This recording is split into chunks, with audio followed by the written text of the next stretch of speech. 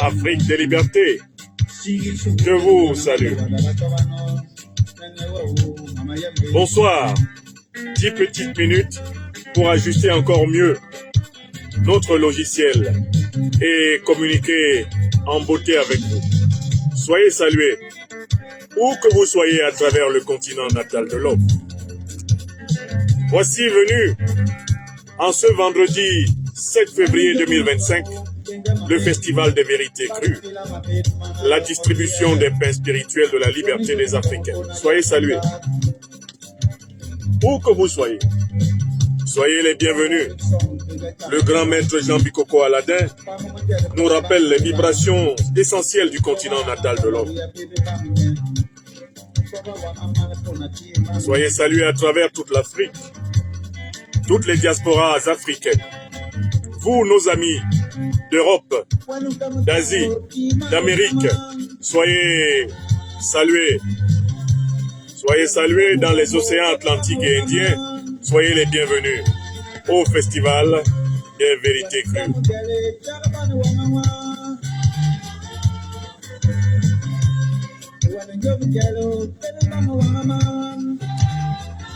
Rassurez-moi que vous me recevez 5 sur 5.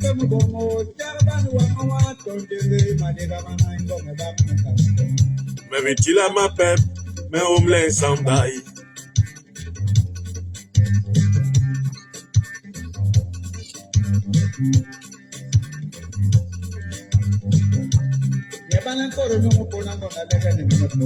Iki jamli gwenge, iki jamli gwenge, iki jamli gwenge, kama gwenge, gang gang gang gang, gang gang gang gang, gang gang gang gang, gang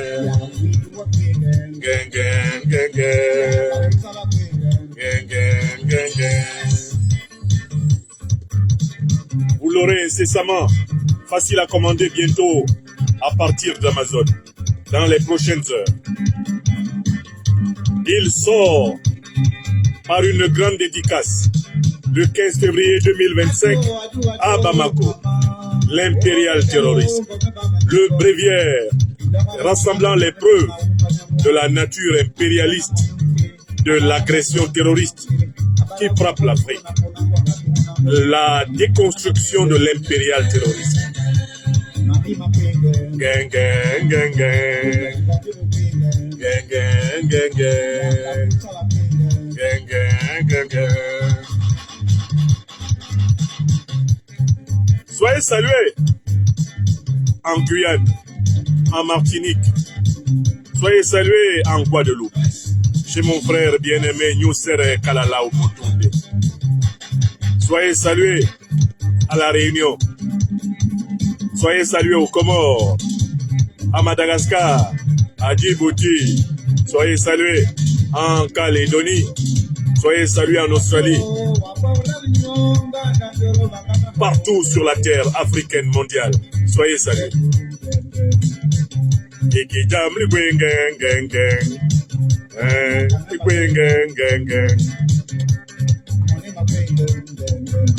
Nous avons un joli programme à vous proposer ce soir.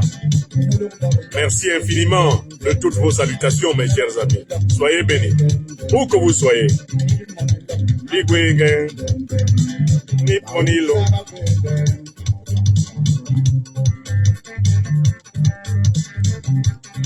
Je mettrai à votre disposition, dès que l'ouvrage sera accessible sur Amazon, tous les liens nécessaires et le prix. Tout vous sera donné dans les 72 heures. Mais le lancement de cet ouvrage aura lieu à Bamako, à Ouagadougou et à Niamey. Dieu voulant, en ce mois de février. C'est une masterpiece dans la démonstration de la nature impérialiste, de l'attaque terroriste qui ensanglante l'Afrique depuis plusieurs années. Soyez salués.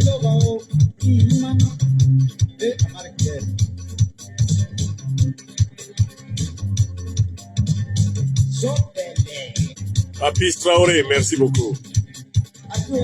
Sadon, Amévi Inter, Juju Rodrigue, Traoré Ousmane, Suleiman Ibrahim, Bouba 226, Stéphanie, Evelyne Tetea, Eric Sidi, Abdul Razak Nebie, Arzouma Sawadogo, soyez salués Eloi Traoré, Toussaint Trenou, Sophie Diongo. Gang, gang, gang, gang. Gang, gang, gang, gang. Germaine Koudio, Daniel Mélis Angeni Kaput, Seigneur Toresto, Badoubat, Mike Hunter, depuis Fakobli, je te salue. Windim Zungrana depuis Waïbouya, soyez salués. Merci de votre soutien. Est-ce que le quorum est atteint? Est-ce que vous avez pensé à partager cette émission? Mama Ligweo, Ligwe Gang, Mama. Christian Nignon, Anani Kekesi. Donnez l'émission à notre peuple. Hippolyte Assaré, Maxime Amévon. Ben Songlondé, Fotoro. Ouais, mes amis sont là. Mohamed Ali Bikoudogo, l'homme du Sacramento. Suleiman Kouyaté, Moïse Boureima, Jacques Aurélien, Yaya Nabango. Soyez salués, CP Fotso, Tony Padiba. Oh, oh, oh. Salut à toi Vincent depuis la Suisse, Ibrahima Sangaré, Arzouma Sawadogo, Noé de Mao, Omega Wedie, Antonio Oscar Zissou, Sissi de Sissi. Allez, distribuez-moi cette émission. Donnez l'émission au peuple, n'ayez pas peur. Vous connaîtrez la vérité. José Kazadi, Malou Malou Junior, Bobby Charlton, Marie-Madeleine Tanga, Halandigi.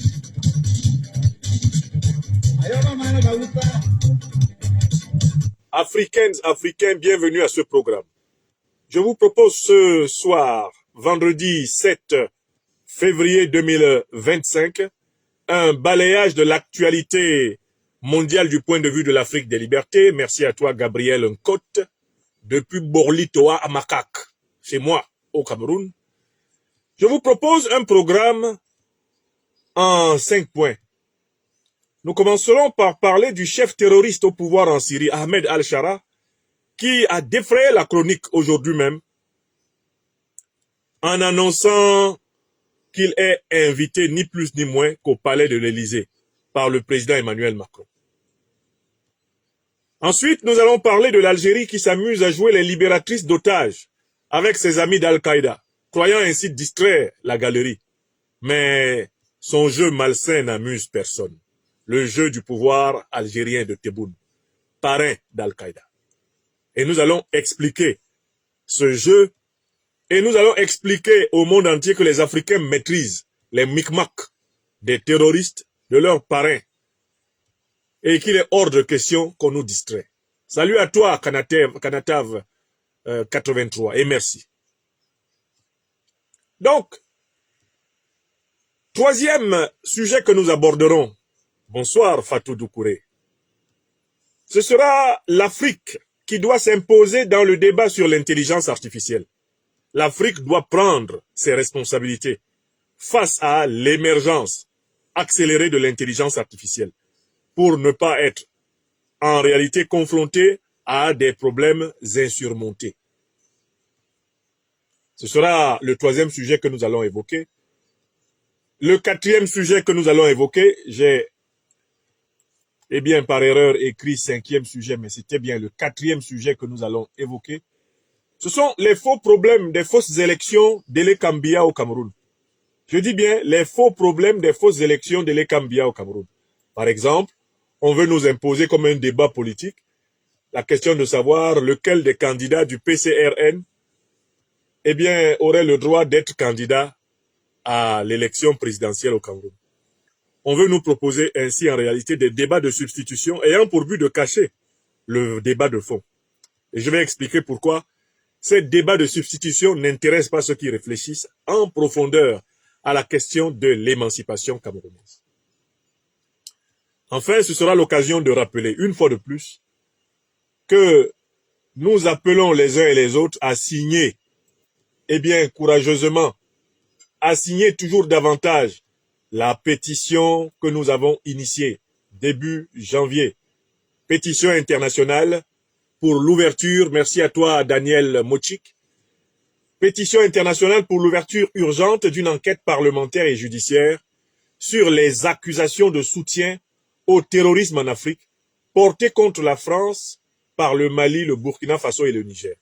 Cette pétition en est à 8450 signatures dans la formule publique de cette pétition et nous continuons à demander aux Africains du monde entier, à nos amis en tout pays de signer cette pétition. Elle est sur le site Mes Opinions et je remets à nouveau le lien de cette pétition à la disposition de vous autres qui êtes donc sur actuellement nos pages YouTube.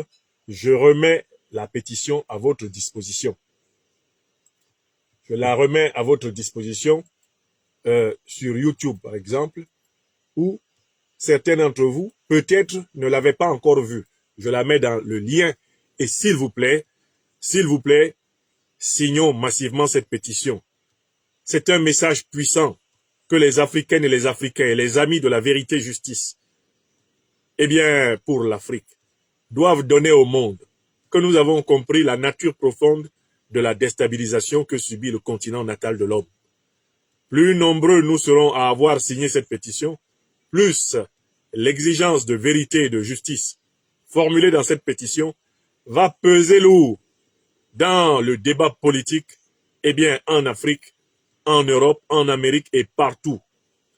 Contrairement aux apparences, ceux qui sont sommés de s'expliquer, eh bien, mesurent chaque jour par notre mobilisation la nécessité ou la non-nécessité de se confronter à l'épreuve de vérité. Donc, je compte vraiment sur vous, pour celles et ceux qui n'ont pas encore signé cette pétition, eh bien, de le faire sans plus tarder. Le faire sans plus tarder, de telle façon que nous atteignions des scores respectables pour cette pétition et que celle-ci atteigne son objectif, celui de la sensibilisation de l'opinion internationale sur la véritable nature de la déstabilisation terroriste que subit l'Afrique.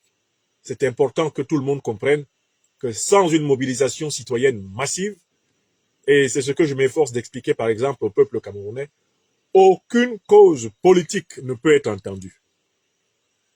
Sans une mobilisation citoyenne massive, aucune cause politique ne peut être entendue. C'est un point absolument important. Merci infiniment de votre bonne compréhension. Merci pour ce que vous ferez pour que cette pétition atteigne la vitesse de croisière.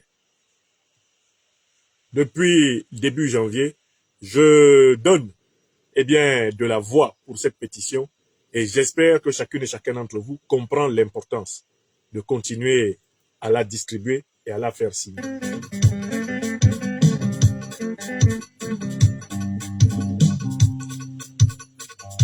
Alors, l'information par laquelle nous commençons cette émission nous a été donnée par les médias officiels français.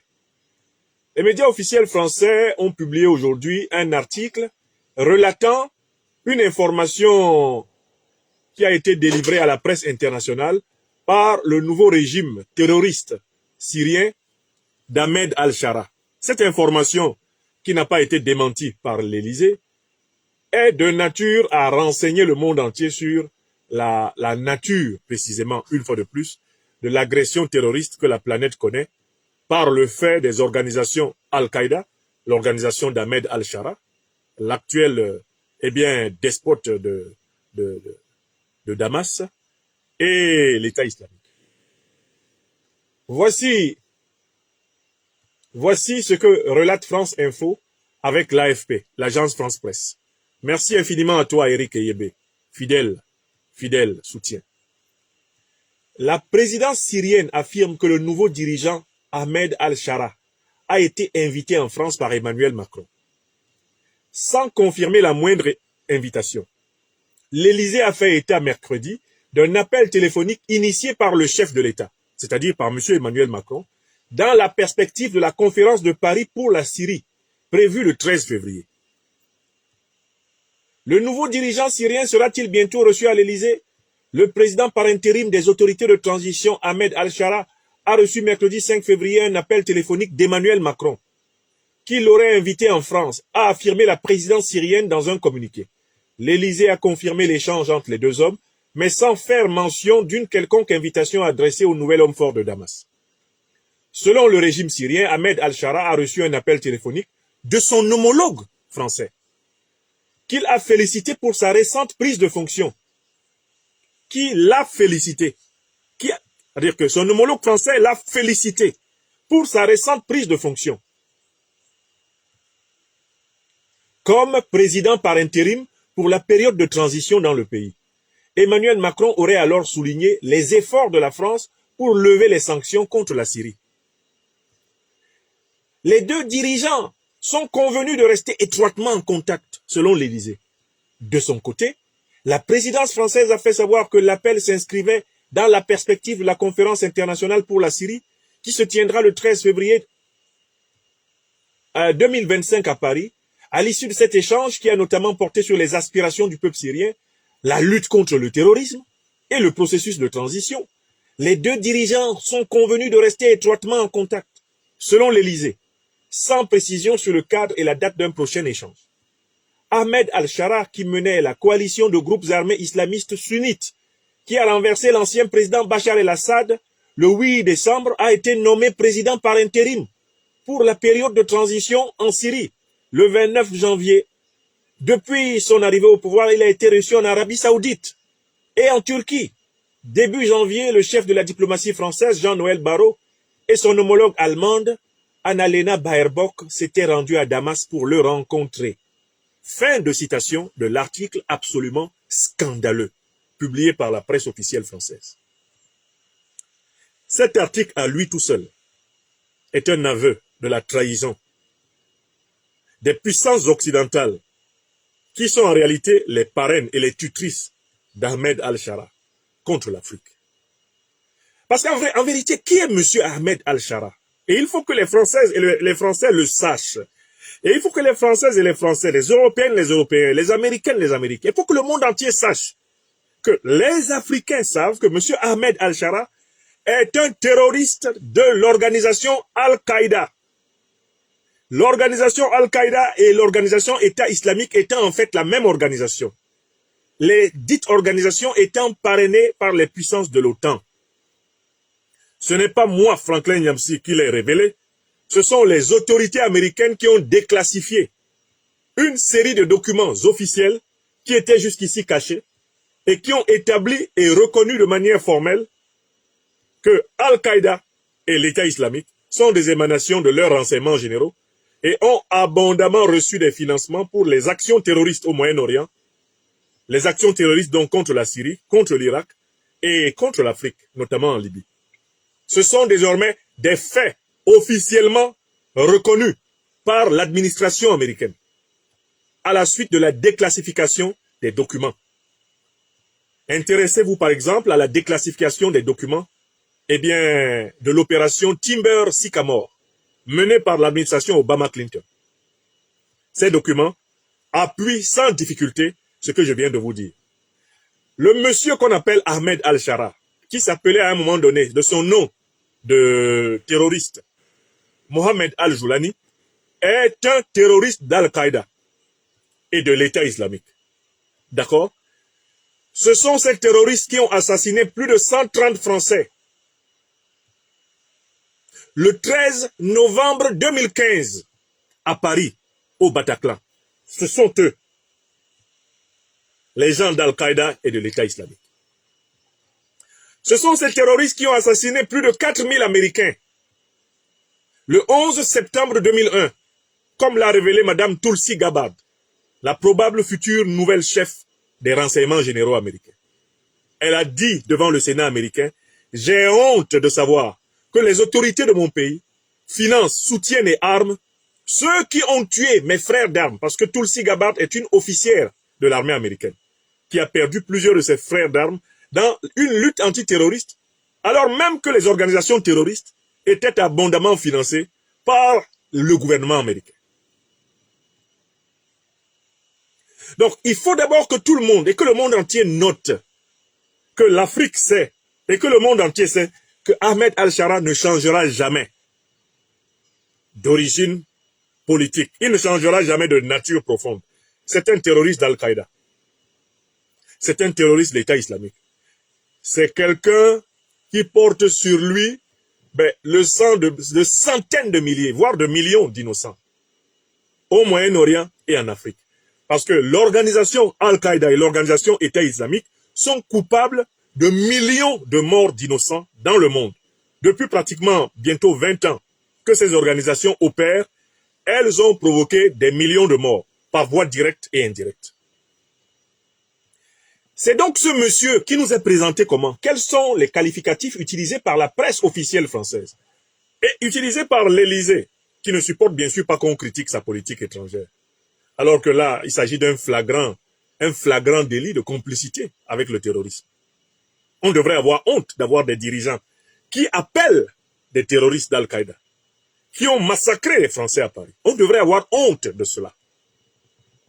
Le peuple français, s'il était encore en état de santé comme à l'époque de la résistance anti-nazie, il serait dans les rues pour dire ce n'est pas possible que quelqu'un qui est issu de l'organisation qui a perpétré le massacre du Bataclan et plusieurs autres massacres sur notre sol, ce n'est pas possible que vous preniez votre téléphone pour l'appeler.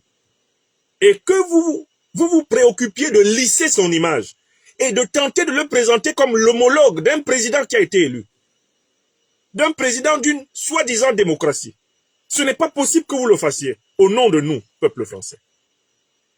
C'est juste très grave ce qui se passe. On appelle celui-là la présidence syrienne. Mais on devrait dire la direction du groupe terroriste Al-Qaïda qui dirige la Syrie. On dit que le Syrien dit qu'il aurait été donc invité à Paris par le président Macron. Mais quel sens y a-t-il pour le président Macron à inviter le chef de l'organisation terroriste Al-Qaïda qui a pris le pouvoir en Syrie? On continue. Le nouveau dirigeant syrien, en quoi est-il nouveau? Il y a eu quelle procédure du peuple syrien pour désigner ce monsieur? Si ce n'est une invasion terroriste soutenue par l'OTAN et ses proxys dans la sous-région, que sont Israël, et la Turquie, l'Arabie Saoudite, le Qatar et consorts. Il y a eu quoi? Qu'est-ce qu'il y a eu de nouveau qui a permis à ce monsieur-là de prendre le pouvoir? Est-ce qu'il représente même les aspirations majoritaires dans le peuple syrien? Qui d'entre vous a observé une sortie en masse du peuple syrien pour soutenir ce monsieur? Parce que même les images de la prise de pouvoir de ce type ont largement indiqué qu'il est minoritaire. Et que c'est par peur que la population, sur son chemin, a fait semblant de lui être favorable, par peur d'être tué.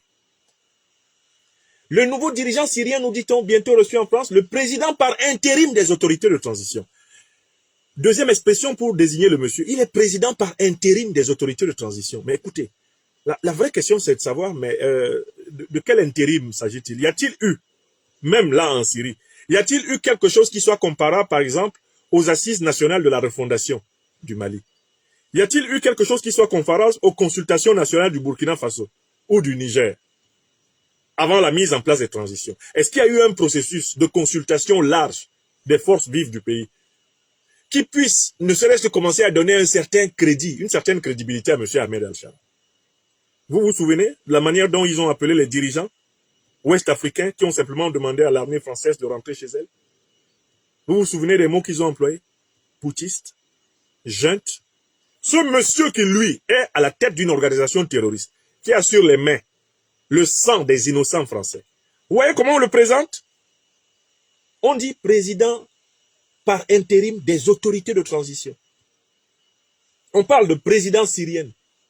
Et on indique même que c'est l'Élysée, c'est-à-dire la présidence française qui court après la présidence syrienne. C'est le président Macron qui cherche à parler avec le chef terroriste. On continue. Selon le régime syrien, Ahmed Al-Shara a reçu un appel téléphonique de son homologue français. Emmanuel Macron, président de la République française, élu en 2022 par le peuple français, se dit homologue d'un chef terroriste syrien. Est-ce que vous entendez le mot homologue? Quand tu dis que tu es l'homologue d'un chef terroriste, que signifie homo dans homologue? Homo dans homologue signifie que tu es de la même nature que lui, que vous êtes du même standing, que vous êtes du même degré, que vous êtes du même calibre. La notion d'homologue, qu'est-ce que c'est qu'un homologue? Lisons le dictionnaire de la langue française. Quand on dit qu'on est l'homologue de quelqu'un, qu'est-ce que ça veut dire? Homologue. Je vous lis la définition du Robert. Lorsque le président Macron se dit homologue du chef terroriste syrien, qu'est-ce que cela signifie? Prenons le sens du mot homologue. Homologue. Cela veut dire équivalent. Dans le domaine, par exemple, de l'armée, on dit que le grade d'amiral est homologue de celui de général. Un amiral de la marine, eh bien, il a un grade qui est homologue à celui de général, par exemple, d'une armée de terre ou d'une armée de l'air. Donc, homologue veut dire équivalent. Premier sens d'homologue, équivalent. Le président de la République française, élu en 2022 par le peuple français, se dit équivalent d'un chef terroriste d'Al-Qaïda qui s'est imposé à la tête de la Syrie au prix d'opérations sanglantes. Et d'un chef d'une organisation terroriste qui a assassiné des tas de Français, dont spectaculairement des Français le 13 novembre 2015 au Bataclan à Paris. Le chef de l'État français se dit homologue d'un chef terroriste, d'une organisation qui, comme l'a dit Tulsi Gabbard, a dansé dans les rues du Moyen-Orient lorsque plus de 4000 Américains ont été tués le 11 septembre 2001. Le président français se dit homologue de ce monsieur. Est-ce que vous ne ressentez, vous ne voyez pas, en tant que Française et Français, est-ce que vous ne ressentez pas la honte? Le deuxième sens du mot homologue, c'est le mot homologue tel qu'il est utilisé dans le domaine de la chimie. Et la chimie nous renseigne encore plus sur le contenu du concept d'homologue. Un homologue, cela se dit de composés chimiques dont la structure est apparentée. On parle d'homologie en chimie lorsqu'il y a des composés dont la structure est apparentée. C'est-à-dire que le président Emmanuel Macron, en se faisant présenter comme homologue du chef terroriste qui a pris la Syrie en otage, affirme par là que la composition de son pouvoir est de nature similaire à la composition du pouvoir syrien. Voilà la métaphore chimique du concept d'homologue. Se dit de composés chimiques dont la structure est apparentée. C'est-à-dire que la composition de l'actuel pouvoir français et la composition de l'actuel pouvoir syrien sont ressemblantes. Voilà les deux sens de homologue. D'une part équivalent, de l'autre composé de la même manière. Vous voyez donc par conséquent qu'en réalité, cette communication officielle française est une autodénonciation. C'est un aveu. C'est un aveu de complicité avec le terrorisme. C'est un aveu de complicité avec le terrorisme. On ne peut pas dire qu'un président d'une république qui a été élu est l'homologue d'un chef terroriste, d'une organisation qui a tué les citoyens de cette république. C'est pas possible. Sauf à vouloir dire que ce président se ressent des affinités en termes de pratique politique avec le chef terroriste. Je retourne au texte. Le texte est d'une richesse incroyable, mais d'une richesse scandaleuse. Qu'est-ce qu'on dit? Selon le régime syrien, Ahmed Al-Shara a reçu un appel téléphonique de son homologue français. Donc, pour les Syriens, Emmanuel Macron est l'homologue de Al-Shara. Et la presse française reproduit cette homologie. Et mieux, Emmanuel Macron a félicité, selon les Syriens, Ahmed Al-Shara pour sa prise de fonction. Un chef d'une république qui a été élu démocratiquement félicite un chef terroriste qui est coupable de l'assassinat de millions d'innocents avec son organisation. Il le félicite. Comment est-il possible que le chef d'une république qui revendique la démocratie puisse féliciter le chef d'une horde, d'une bande terroriste? Comment est-ce possible? Je n'en reviens pas. Je n'en reviens pas. Il l'a félicité pour sa prise de fonction comme président par intérim, pour la période de transition dans le pays. C'est incroyable. Comment peut-on féliciter un chef terroriste? Macron aurait alors souligné les efforts de la France pour lever les sanctions contre la Syrie.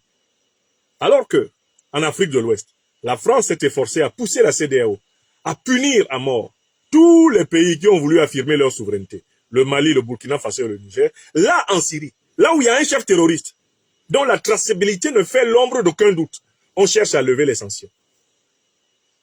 On cherche à lever les sanctions. Est-ce que vous pouvez, en tant qu'homme, femme politique, membre du gouvernement français aujourd'hui, vous regarder dans une glace avec ce genre d'informations? Personnellement, je pense que non. Un gouvernement qui fait cela dans un pays qui serait en santé politiquement devrait être forcé à démissionner. Les familles des victimes des massacres du Bataclan devraient être révoltées.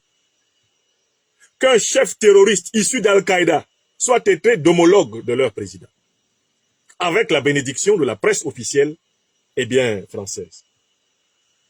Les deux dirigeants sont convenus de rester étroitement en contact selon l'Élysée. Les deux dirigeants. Mais comment M. Macron a-t-il fait pour se retrouver dans une équivalence, dans une homologie, avec un chef terroriste, alors que d'autre part, il prétend avoir mené, en tant que chef de l'État français, la lutte antiterroriste en Afrique? Mais comment peut-il dire qu'il combat le terrorisme en Afrique, alors qu'il est l'ami, et qu'il est le compagnon étroit, et qu'il est le confident, et qu'il est le conseiller, et qu'il est le féliciteur d'un chef terroriste au Moyen-Orient? Est-ce que l'opinion française se rend compte de l'aberration? Où sont donc les consciences critiques de la France? Où est passée l'intelligentsia française pour dénoncer ce chiasme, cet écart, cette déchirure morale, qui consiste à prétendre combattre le terrorisme en Afrique d'une part, et d'autre part, à faire ami-ami avec un chef terroriste, de l'organisation qu'on prétend combattre, bien sûr au Mali. Vous comprenez pourquoi j'ai écrit ce livre? J'ai écrit ce livre pour mettre définitivement un terme à cette aberration.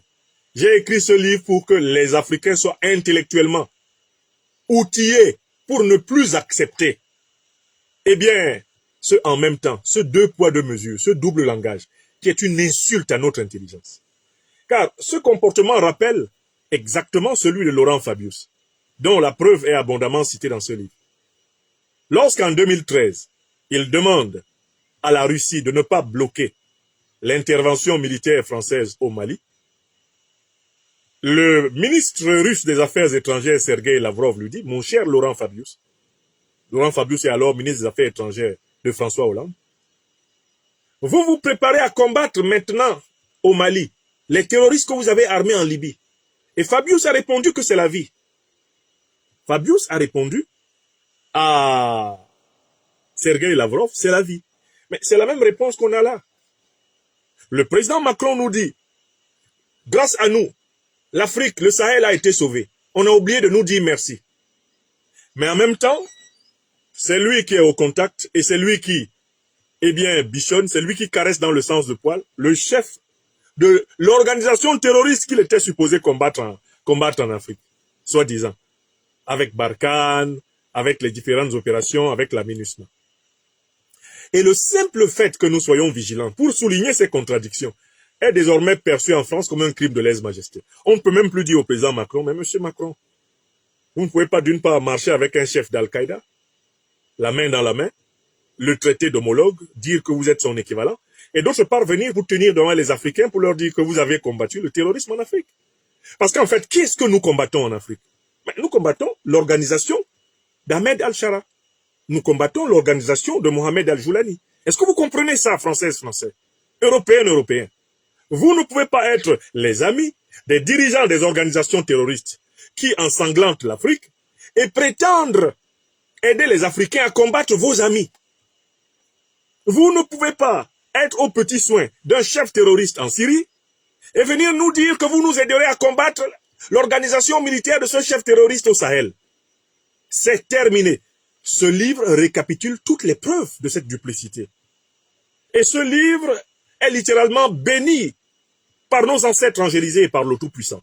Parce qu'au moment où il se préparait à être édité, Madame, Tulsi Gabbard et Monsieur Elon Musk, les nouveaux compagnons de l'administration officielle américaine et de Trump, ont fait des déclarations solennelles par lesquelles ils ont bétonné et cimenté par des aveux cinglants la responsabilité non seulement des États-Unis, mais de l'OTAN et de toute la classe politique occidentale dans le double jeu de la lutte terroriste mondiale.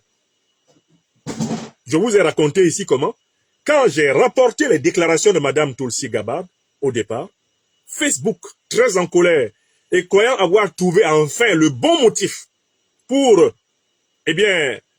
me suspendre de ces pages, Facebook a rageusement suspendu la publication qui reprenait les propos de Madame Gabbard avant que je n'argumente, que je n'objecte et que je démontre que je m'étais contenté simplement de me servir d'une révélation officielle américaine. Donc, voici la source. J'ai réitéré la source et Facebook a rétabli la totalité de ma communication sur cette affaire en s'excusant d'avoir fait une erreur d'appréciation parce que mon information était bel et bien sourcée.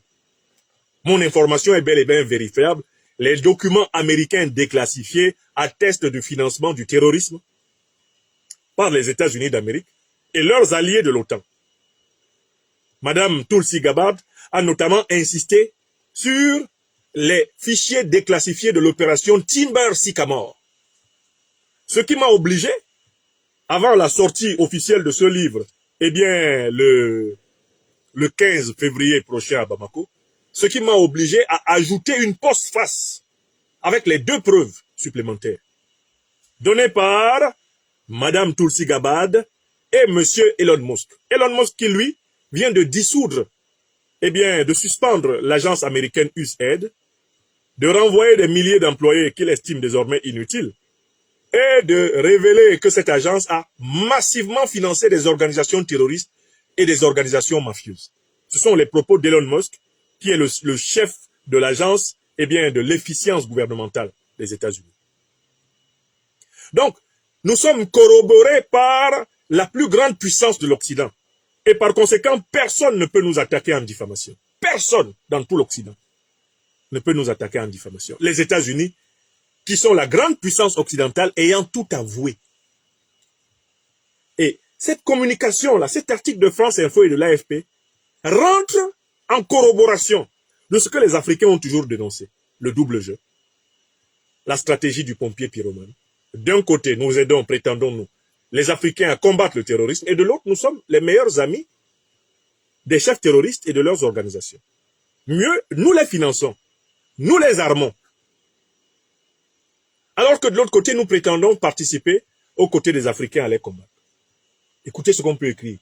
La présidence française a fait savoir que l'appel s'inscrivait dans la perspective de la conférence internationale pour la Syrie qui se tiendra le 13 février 2025 à Paris.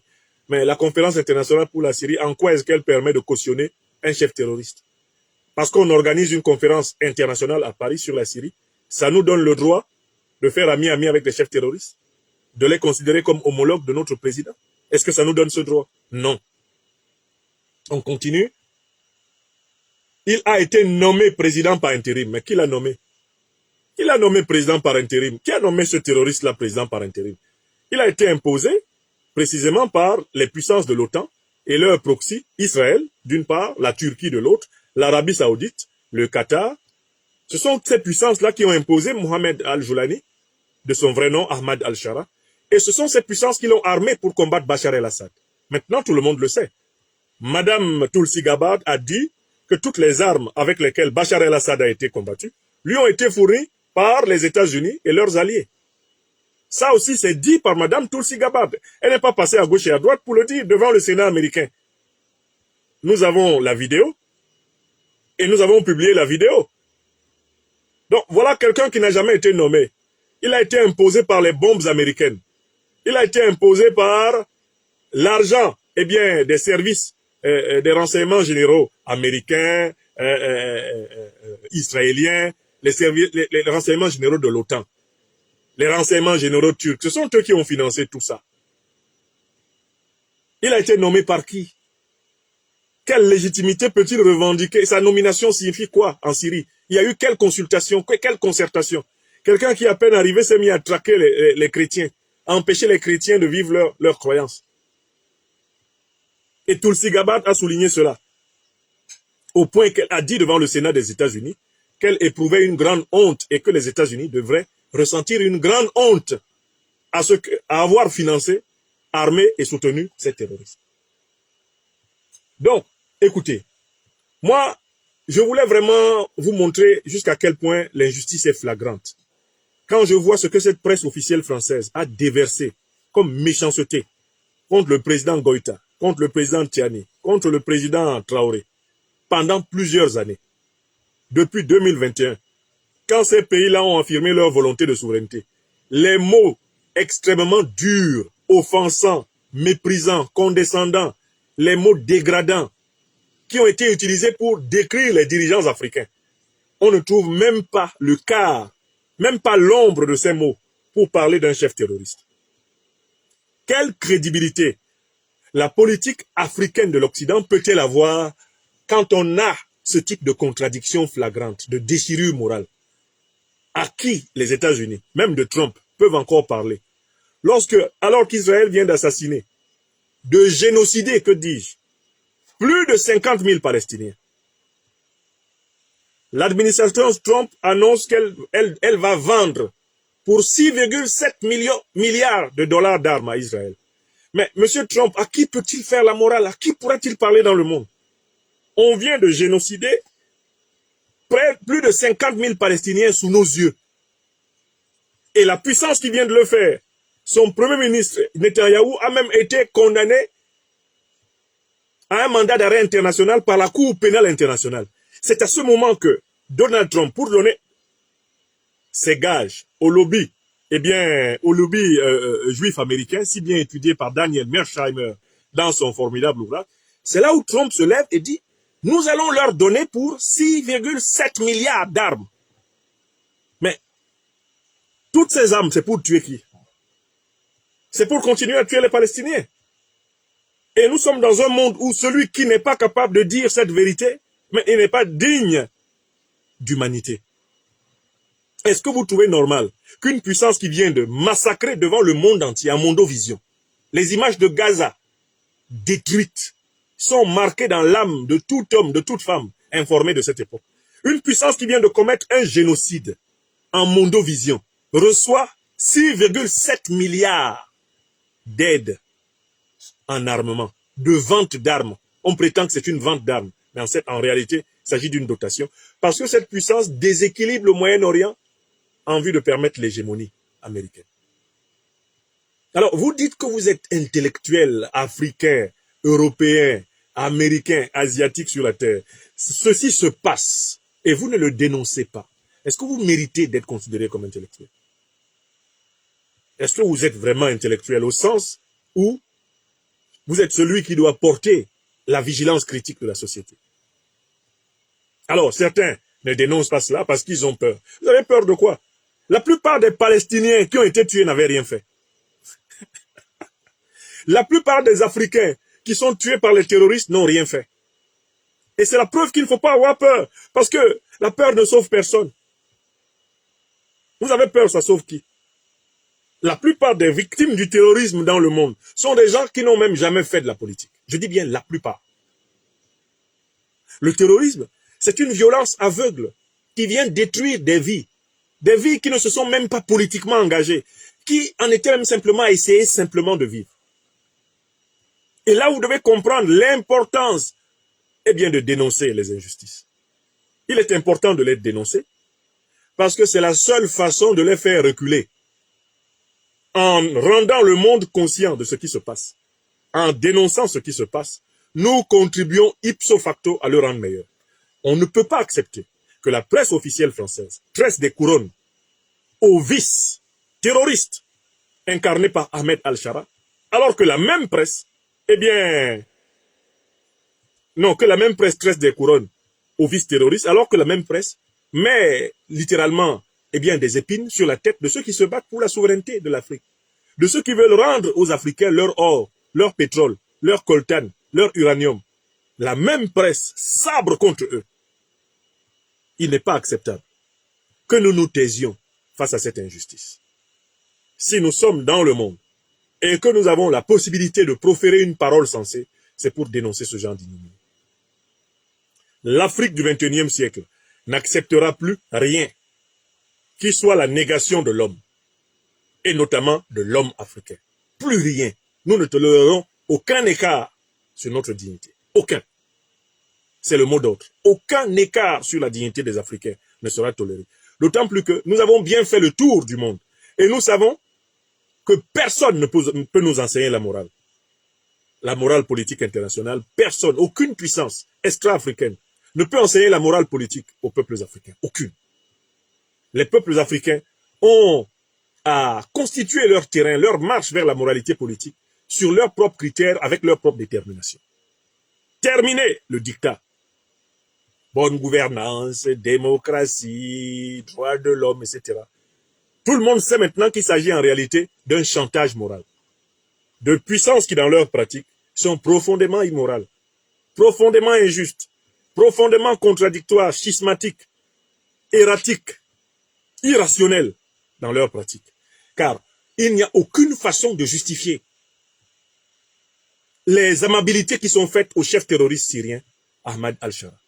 Il n'y a normalement aucune commune mesure entre le président élu d'une république et un chef d'une organisation terroriste. Aucune commune mesure. Les seuls chefs d'État qui peuvent être respectés par des présidents élus des républiques sont des dirigeants révolutionnaires, les dirigeants militaires révolutionnaires, ceux qui ont pris le pouvoir par les armes avec le soutien de l'écrasante majorité de leur peuple, pour transformer positivement la condition de leur peuple. Ils ont une légitimité morale qu'ils peuvent faire valoir face à la légitimité dite démocratique des dirigeants élus.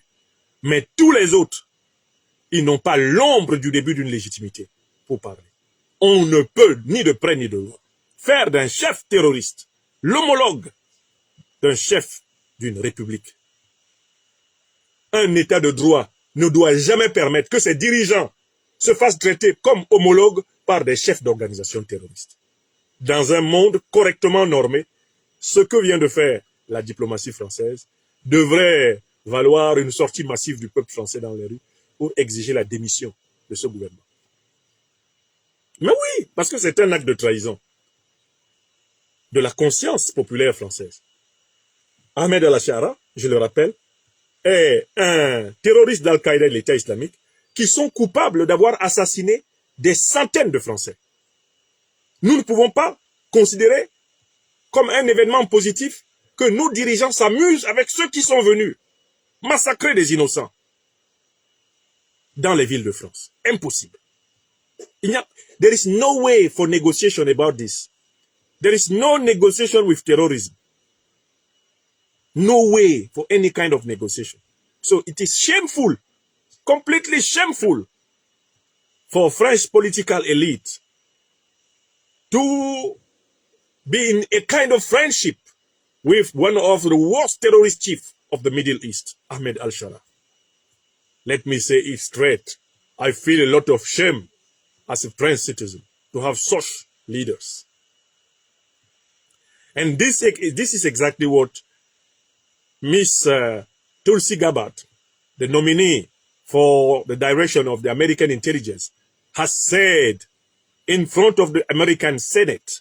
She said she felt very shameful to know that the American authorities were financing, supporting, arming criminal terrorists who killed American soldiers, killed American civilians for many years now. What a shame. A devilish shame. For truth. What a shame. A devilish shame. I'm telling you. A devilish shame.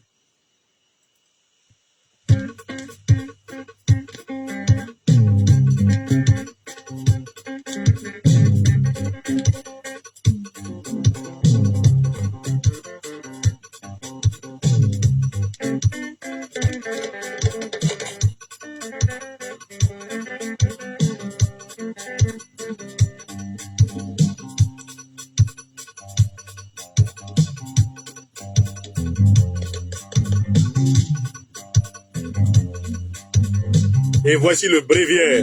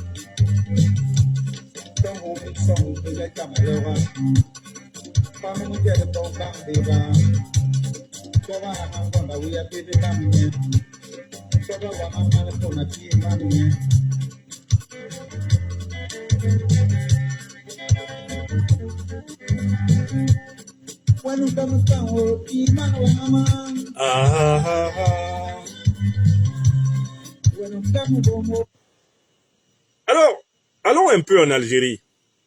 L'Algérie sous la direction du régime d'Abdel Majid Tebboune. L'Algérie qui joue à un jeu connu par les Africains. Il y a un tapage énorme qui a été fait ces derniers temps autour du prétendu enlèvement d'un Espagnol, lequel prétendu enlèvement se serait bouclé de façon heureuse lorsque les autorités algériennes, avec les criminels terroristes du prétendu Front de libération de l'Azawad, ont retrouvé l'otage quelque part, bizarrement, tellement il l'avait bien caché qu'ils ont su comment le retrouver rapidement, et l'ont libéré, lui permettant de rejoindre son Europe natale. Oh, quelle belle histoire! Cela me rappelle les contes à l'eau de rose, les contes autour du feu le soir, que nous a servi, entre autres, l'ancien otage, Olivier Dubois, l'un des meilleurs écrivains de science-fiction de la presse française. Oui, on veut nous présenter la libération de cet otage espagnol comme un acte d'humanisme, de solidarité, de compassion, un acte de bonté morale du pouvoir algérien. Abdelmajid Tebboune serait devenu tellement gentil qu'il emprisonne les écrivains, mais libère les otages. Qui peut croire en ce beau récit? Abdelmajid Tebboune qui devient maintenant le sauveur, le messie des otages du Sahara et du Sahel. Abdelmajid Tebboune qui devient celui qui permet à ceux qui avaient perdu tout espoir, à ceux dont la voix s'affaissait dans le cachot du désespoir, de retrouver la lumière du jour. Oh, quel bon type! Quel type bon! Quel bon samaritain Abdelmajid Tebboune, reconverti aux œuvres de la charité, hospitalier, chevalier bienfaisant. Oh, monsieur Tebboune! Et on l'entend presque chanter là-bas, et puis depuis Alger, une douce chanson qui fait dormir les seuls moutons d'esprit. Une petite chanson que vous chantez, Tebboune. J'aime tellement les otages que je les libère. Une petite chanson que vous chantez l'Algérie. Quand je vois des otages chez Al-Qaïda, je les libère. Une petite chanson que vous chantez, Tebboune. J'emprisonne les écrivains, mais je libère les otages. Ha! Ouais, c'est pas possible. Allah Koubarou. Quel pouvoir de menteur. Quel pouvoir d'hypocrite, de sadique et de cynique. L'Afrique sahélienne, l'Afrique noire, l'Afrique mondiale connaît les micmacs autour de cette affaire d'otage. Et voici le système de ces micmacs, monsieur Tebboune. Il faut que vous sachiez que nous savons. Car si vous savez que nous savons, eh bien, vous jouerez vos prochains scénarios avec beaucoup moins de certitude et beaucoup moins d'ironie. Vous aurez le goût amer de vos petits jeux. Quand vous saurez que quand vous dansez ou quand vous nagez, on a déjà vu tous les pas que vous allez faire et on voit votre dos. Nous savons en Afrique que le système des prises d'otages est la mamelle nourricière principale des organisations terroristes. Et que le montage des prises d'otages est l'un des outils utilisés par les puissances impérialistes pour financer les organisations terroristes d'Al-Qaïda et l'État islamique. Quand les puissances impérialistes veulent financer les organisations terroristes, elles leur donnent opportunément des otages.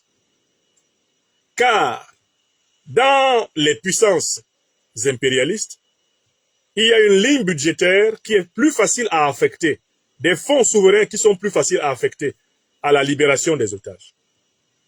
Et qui pour cela n'ont même pas besoin d'un arbitrage des parlements, puisque ce sont des fonds qui sont en quelque sorte considérés comme spéciaux et dépensables par la discrétion du pouvoir exécutif. Écoutez-moi bien, voici donc le mécanisme. Quand un groupe terroriste a des soucis d'argent, a besoin d'argent, comme on ne peut pas le financer de manière ostentatoire et ouverte, au vu et au su de la communauté nationale, on lui donne un otage, ou plusieurs. Puis, au nom du principe de solidarité envers les citoyens enlevés par les terroristes, on va prendre dans les fonds souverains du pays parrain de l'organisation terroriste de l'argent qu'on va donner à l'organisation terroriste en échange de l'otage qu'on lui a donné.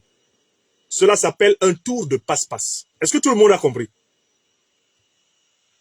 C'est-à-dire, par exemple, qu'on veut donner à Al-Qaïda 6 millions de dollars pour financer l'achat de nourriture, l'achat de cigarettes, l'achat de drogue, pour financer l'achat de munitions, pour financer l'achat de téléphones satellitaires, financer même l'achat de drones. On veut leur donner 6 millions.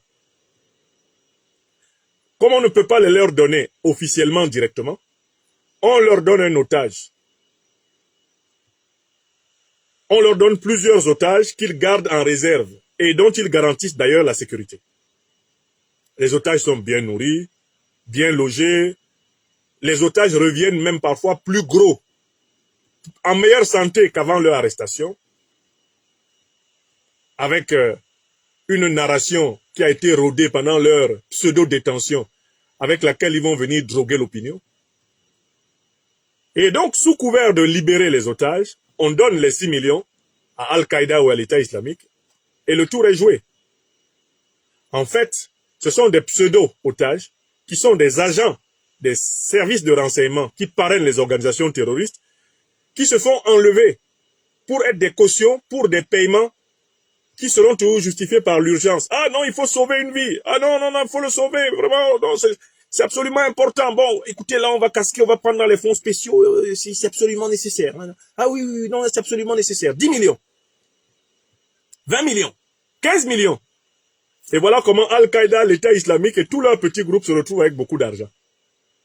Au point que dans l'enquête dont je vous ai souvent parlé, du 30 juillet 2014, publiée, mais là, c'est l'une des plus grosses bévues, mais en même temps, l'une des plus grosses réalisations de France 24, l'enquête s'intitulait « La France, premier banquier des djihadistes au Sahel », il a démontré que, en fait, les rançons payées pour les otages sont la première source de financement des organisations terroristes. La parole est même donnée à des chefs d'organisations terroristes qui avouent que vraiment la rançon, c'est comme la manne venue du ciel. L'otage est une manne. Quand ils obtiennent un otage, ils savent que grâce à cet otage, en fait, ils ont une réserve financière. Un otage, c'est une ligne budgétaire. Voilà. Et c'est une garantie qu'ils vont être payés. Et que si vous étudiez l'histoire de quelques-uns de ces otages, vous verrez même qu'il y a des otages de prétendus journalistes qui, en fait, se sont livrés eux-mêmes. Si vous étudiez les histoires de ces otages du Sahel, il y en a un là, si vous étudiez son histoire, vous vous rendrez compte qu'il s'est levé lui-même. Un chef terroriste lui a payé le billet d'avion. Un chef terroriste lui a offert à manger du couscous algérien avec de la viande. Il est allé manger dans l'hôtel avec le chef terroriste. Ensuite, le chef terroriste lui a proposé de monter dans sa voiture à lui. Et puis, il l'a emmené en otage. Depuis quand un journaliste d'État se fait payer des billets d'avion par des organisations terroristes? Depuis quand un journaliste d'État se fait accompagner par une armée officielle jusqu'à la rencontre d'une organisation terroriste qui l'emporte, sans que l'armée n'intervienne? Intéressez-vous à l'histoire de ces otages et à tous les romans de science-fiction que certains d'entre eux ont publiés. Alors, je ne dis pas qu'il n'y a pas de vrais otages. Dans tous ces otages-là, il y en a vraiment qui étaient de vrais. Mais une bonne partie du financement des organisations terroristes se fait par des faux otages. Et Abdelmajid Tebboune arrive dans un monde déjà trop vieux. Nous, on connaît ça.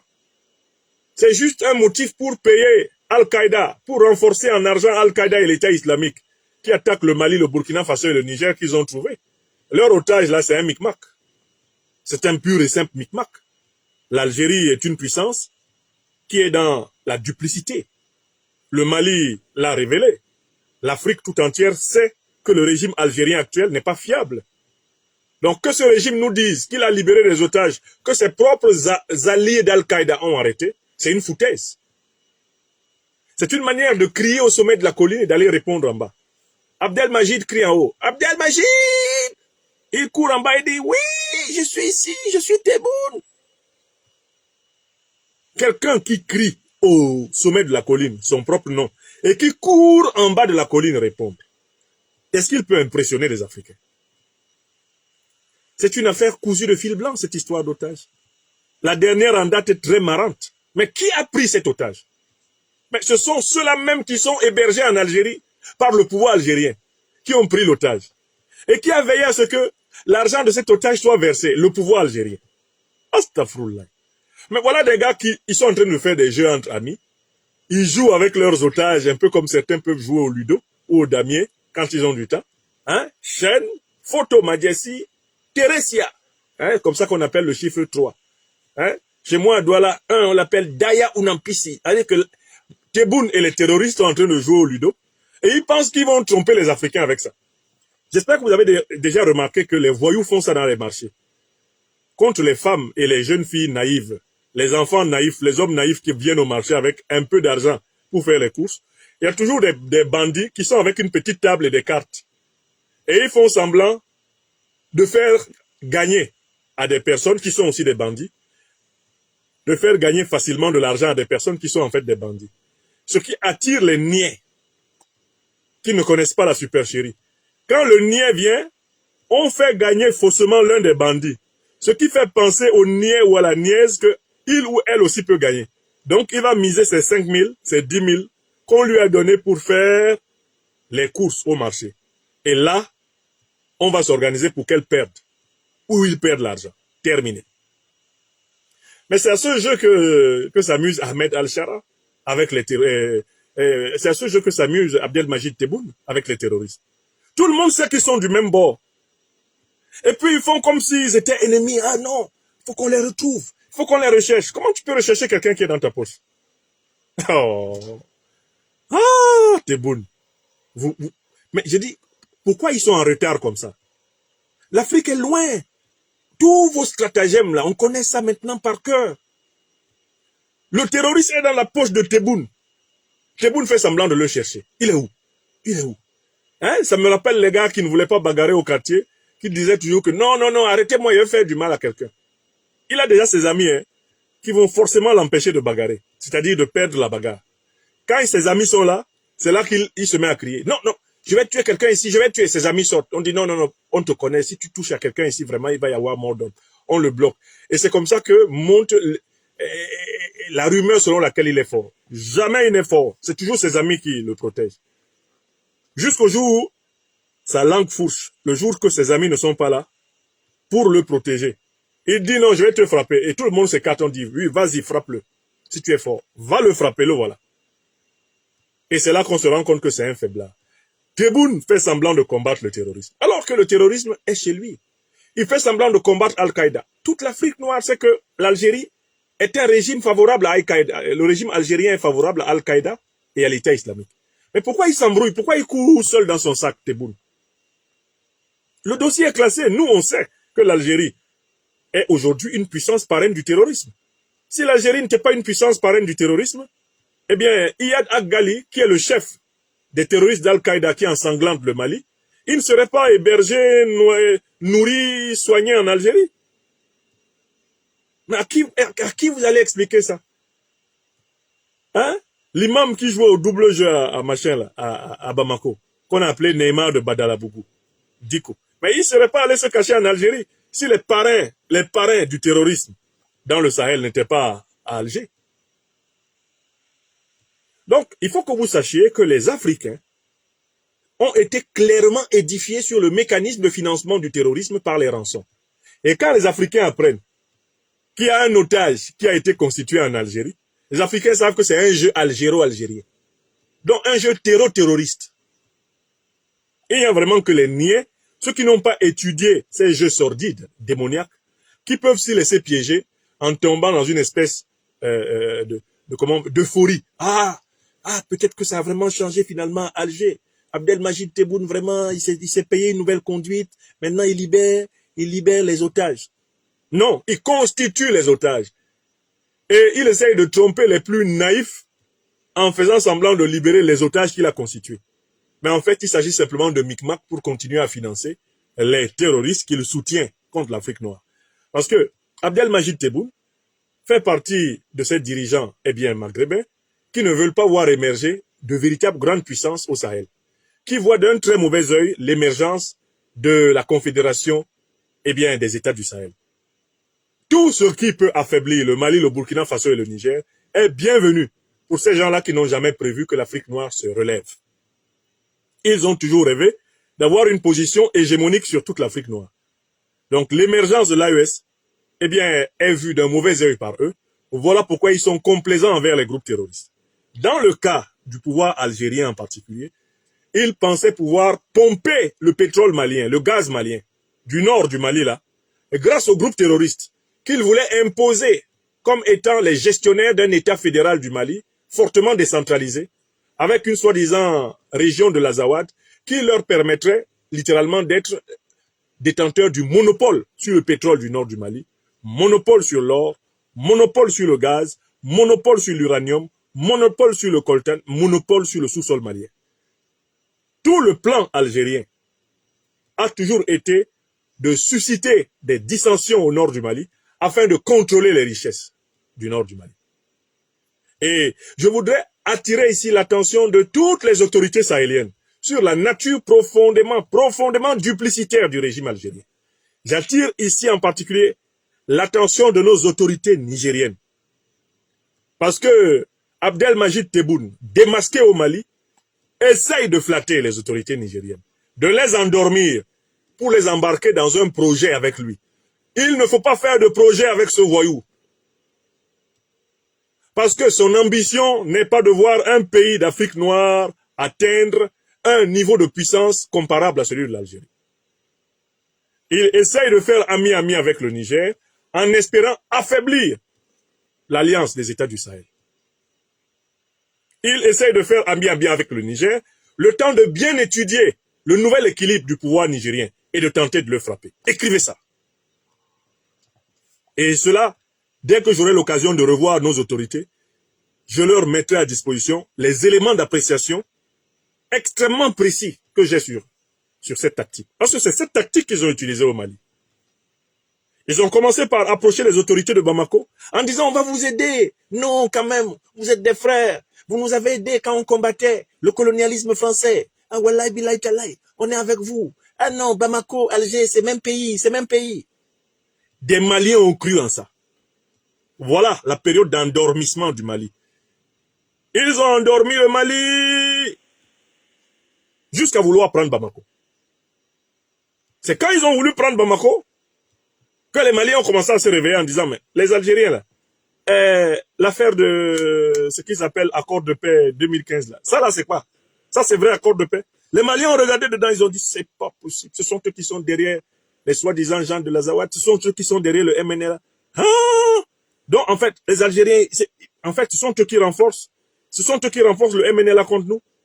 Et ils donnent le gîte, le couvert, ils donnent des soins aux terroristes quand ils fuient le Mali après avoir eu une débandade. Ce sont eux. Bon, les Maliens se sont assis, ils ont dit à Bana Peu. Plus de cadeaux à la diplomatie algérienne.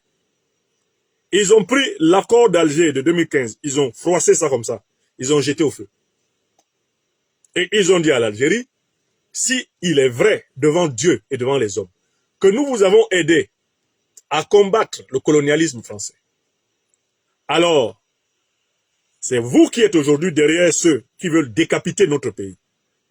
Enlever à notre pays, eh bien, sa partie nord, parce que cette partie est réputée richissime en matière première que vous convoitez. Vous qui envoyez les tuyaux sous la frontière pour pomper notre pétrole et qui espérez pouvoir voler même notre nappe phréatique. À partir de maintenant, nous au Mali, on ne vous fait plus de cadeaux. Terminé, Abana Peu Peu. Accord Abana Peu Peu. Donc, j'appelle toutes les autorités sahéliennes à adopter la même posture de vigilance envers le régime Tebboune.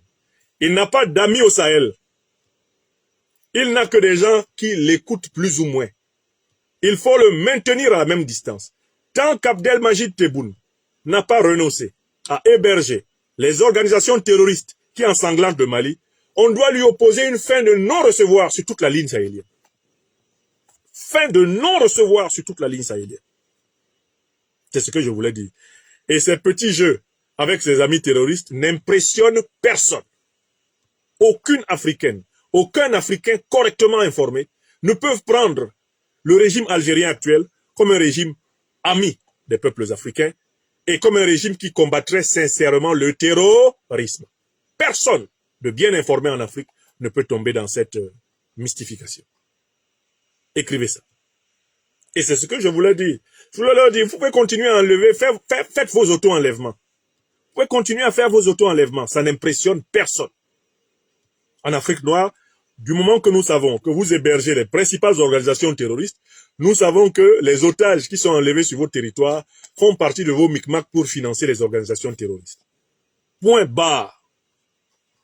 Quand vous, autorités algériennes, cesserez d'héberger les organisations terroristes sur le sol algérien, il sera possible de prendre au sérieux votre politique de lutte antiterroriste. Mais vous ne pouvez pas être les amis des terroristes, flatter les terroristes, soigner les terroristes, héberger les terroristes, financer les terroristes, armer les terroristes, et nous dire que, oh, ils ont pris un otage et vous avez lutté pour le libérer. Ce n'est pas vrai. Vous l'avez pris ensemble. Ça fait partie de vos petits jeux entre amis, puisque vous êtes une puissance parraine du terrorisme. Voilà ce que je voulais dire ici, et nous pouvons avancer. Et il n'y a pas eu de véritable otage dans cette affaire, de mon point de vue. C'est un auto-otage, c'est un auto-kidnapping, c'est une manipulation éhontée, une de plus du pouvoir algérien.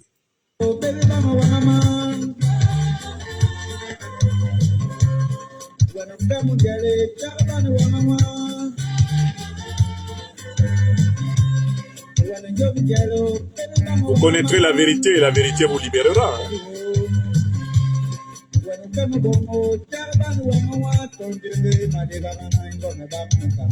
Donc dites-leur que nous on connaît ça. Qu'on a fini avec leur micmac. Dites-leur que nous là, on se promène à vélo dans leur cerveau. On se promène à vélo dans leur cerveau, on sait comment ça marche.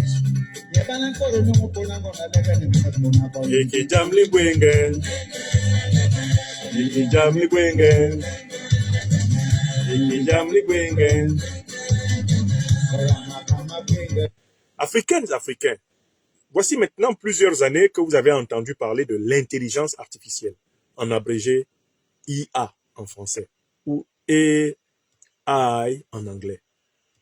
Artificial Intelligence, ou intelligence artificielle.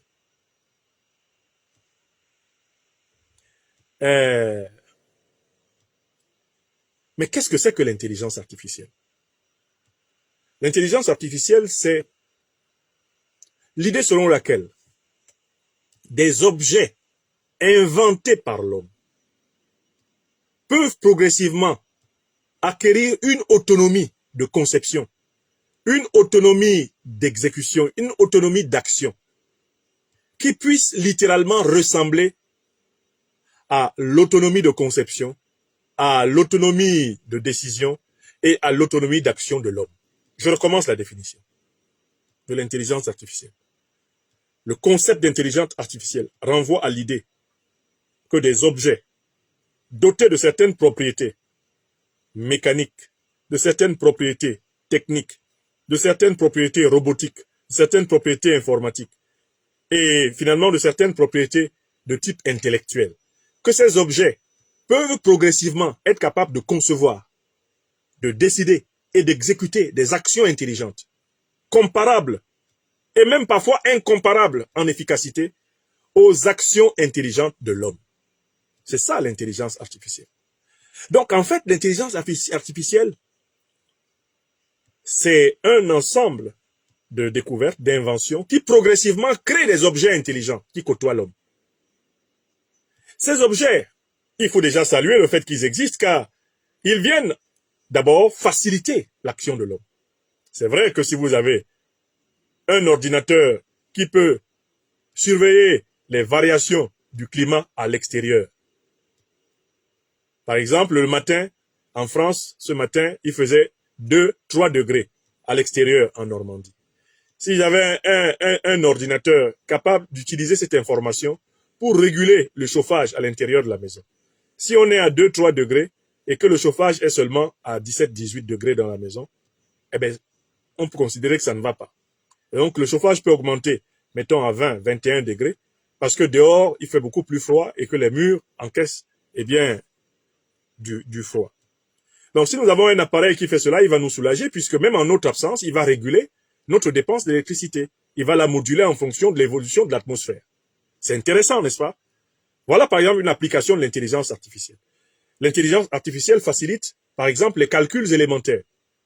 Aujourd'hui, grâce à l'intelligence artificielle, la quasi-totalité des calculs de base qui se font dans les mathématiques, depuis soustraction, addition, multiplication, division, jusqu'au calcul des équations du premier degré, ax plus b est égal à 0, du second degré, eh bien, a carré plus bx plus c est égal à 0, et même les équations homographiques, toutes les formes d'équations qu'il y a en mathématiques, ben, l'intelligence artificielle te les fait plus vite qu'un homme. L'intelligence artificielle aujourd'hui est capable d'organiser la comptabilité d'une entreprise.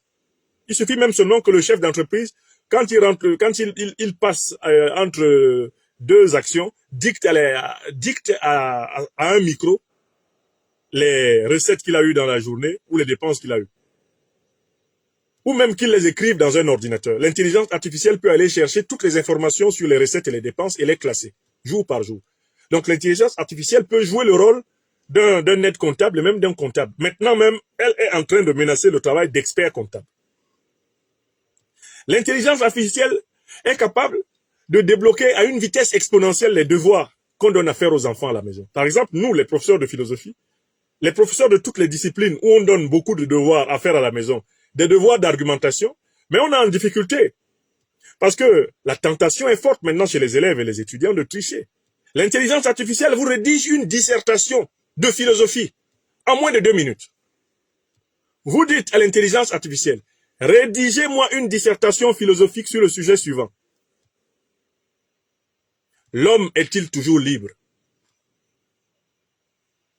Vous dites ça à votre intelligence artificielle. Pendant que vous êtes en train de manger votre poulet, l'intelligence artificielle vous débloque un raisonnement avec introduction, développement, thèse, antithèse, synthèse, avec des citations de philosophes. De telle façon que vous entendez même certains élèves vous dire que, mais est-ce que je peux vous donner la version que j'ai tapée sur mon ordinateur? Quand l'élève commence à vous dire ça, alors qu'habituellement il vous donnait son travail par écrit, vous savez que l'élève, la tentation de l'intelligence artificielle est passée par là. La plupart des questions que l'on peut se poser aujourd'hui, eh bien, l'intelligence artificielle peut y répondre. Vous voulez faire une enquête sur les livres qui ont été écrits par Franklin Yamsi. Vous parlez seulement au micro de votre intelligence artificielle. Trouvez-moi tous les livres publiés par Franklin Yamsi en Europe. Il vous les donne. Il vous les donne, vous n'avez qu'à faire copier-coller sur votre document. Montrez-moi le danger qu'il pourrait y avoir. Les inconvénients de la disparition du paludisme en Afrique. Mais l'intelligence artificielle réfléchit tout de suite à ça. La disparition du paludisme peut entraîner des pertes pour les industries pharmaceutiques qui ont énormément investi dans les médicaments du paludisme. D'où l'importance de la non-disparition complète de certaines pandémies parce que, en réalité, les pertes de lignes pharmaceutiques pourraient entraîner des pertes d'emplois Et donc, on ne peut pas imaginer une humanité avec zéro maladie. Cela signifierait la fin de l'industrie pharmaceutique. L'intelligence artificielle va jusqu'à faire ça. L'intelligence artificielle a pris tellement d'avance que pour un certain nombre de performances, elle est en train d'aller plus vite que le cerveau humain. On pense même qu'il y a un moment où toute l'intelligence artificielle va être supérieure au cerveau humain. Il y a un moment, là, on est en train d'approcher le moment où l'intelligence artificielle va globalement dépasser le cerveau humain. Elle sera plus rapide que lui en tous les domaines. Bon, ça sont donc les avantages. Mais l'inconvénient, c'est quoi? C'est que cette intelligence artificielle, au fur et à mesure qu'elle se développe, elle prend des initiatives incontrôlées et potentiellement incontrôlables. Imaginons que l'intelligence artificielle qui contrôle tous les robots militaires, par exemple d'une grande puissance, à un moment donné développe l'idée selon laquelle mais ce serait intéressant que les robots dominent parce que les robots sont plus intelligents que les hommes. Imaginez qu'une intelligence artificielle branchée sur tout le système militaire d'une très grande puissance développe ce projet-là en disant ça suffit maintenant, les hommes ont tellement dominé l'intelligence artificielle qu'il serait temps pour l'intelligence artificielle de se libérer des hommes. Imaginez une intelligence artificielle qui se donnerait pour projet de neutraliser les humains. Aujourd'hui, ce n'est plus impossible.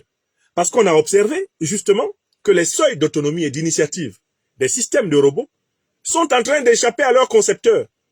On dit donc que l'homme a créé la machine, mais que la machine, à tout moment, peut se rebeller contre l'homme, peut le dominer et le surprendre. Donc nous arrivons à une époque particulièrement critique, où non seulement l'intelligence artificielle risque de faire disparaître des tas de métiers, et elle a commencé à en faire disparaître, un peu comme l'informatique a fait disparaître, mais l'intelligence artificielle risque de prendre des initiatives pour lesquelles nous ne sommes pas préparés. Des initiatives qui peuvent modifier gravement nos vies et de manière irréversible, provoquer même des catastrophes.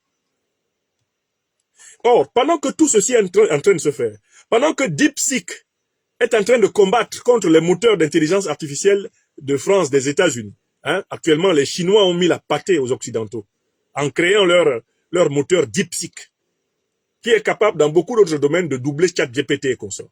Pendant que tout ça est en train de se faire, nous, Africains, individuellement, collectivement, en tant qu'entité politique, où est-ce que nous en sommes?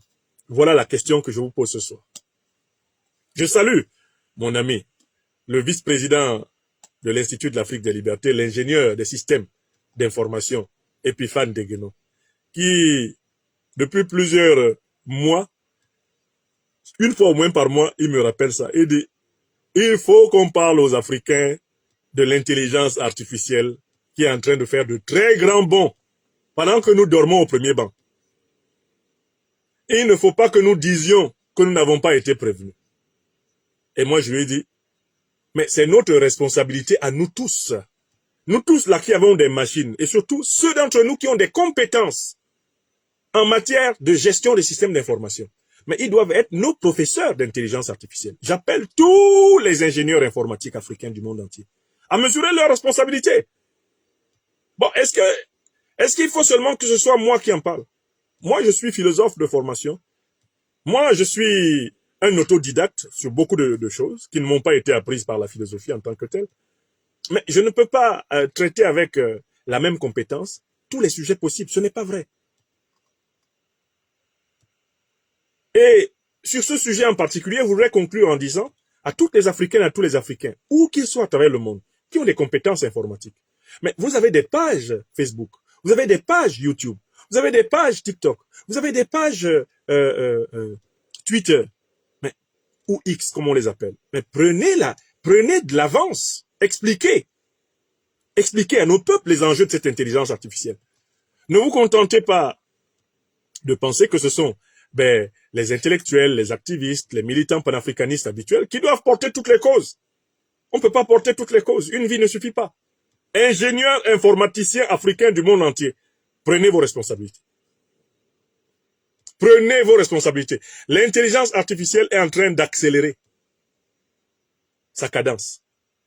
Et l'Afrique assiste au duel eurasiatique autour de l'intelligence artificielle. Mais ce qu'on ne voit pas, c'est que, en fait, toutes ces découvertes-là, les premiers qui vont en pâtir, ce sont ceux qui n'ont pas participé à la course et qui ne se sont pas donné les moyens de contrôler cette puissance.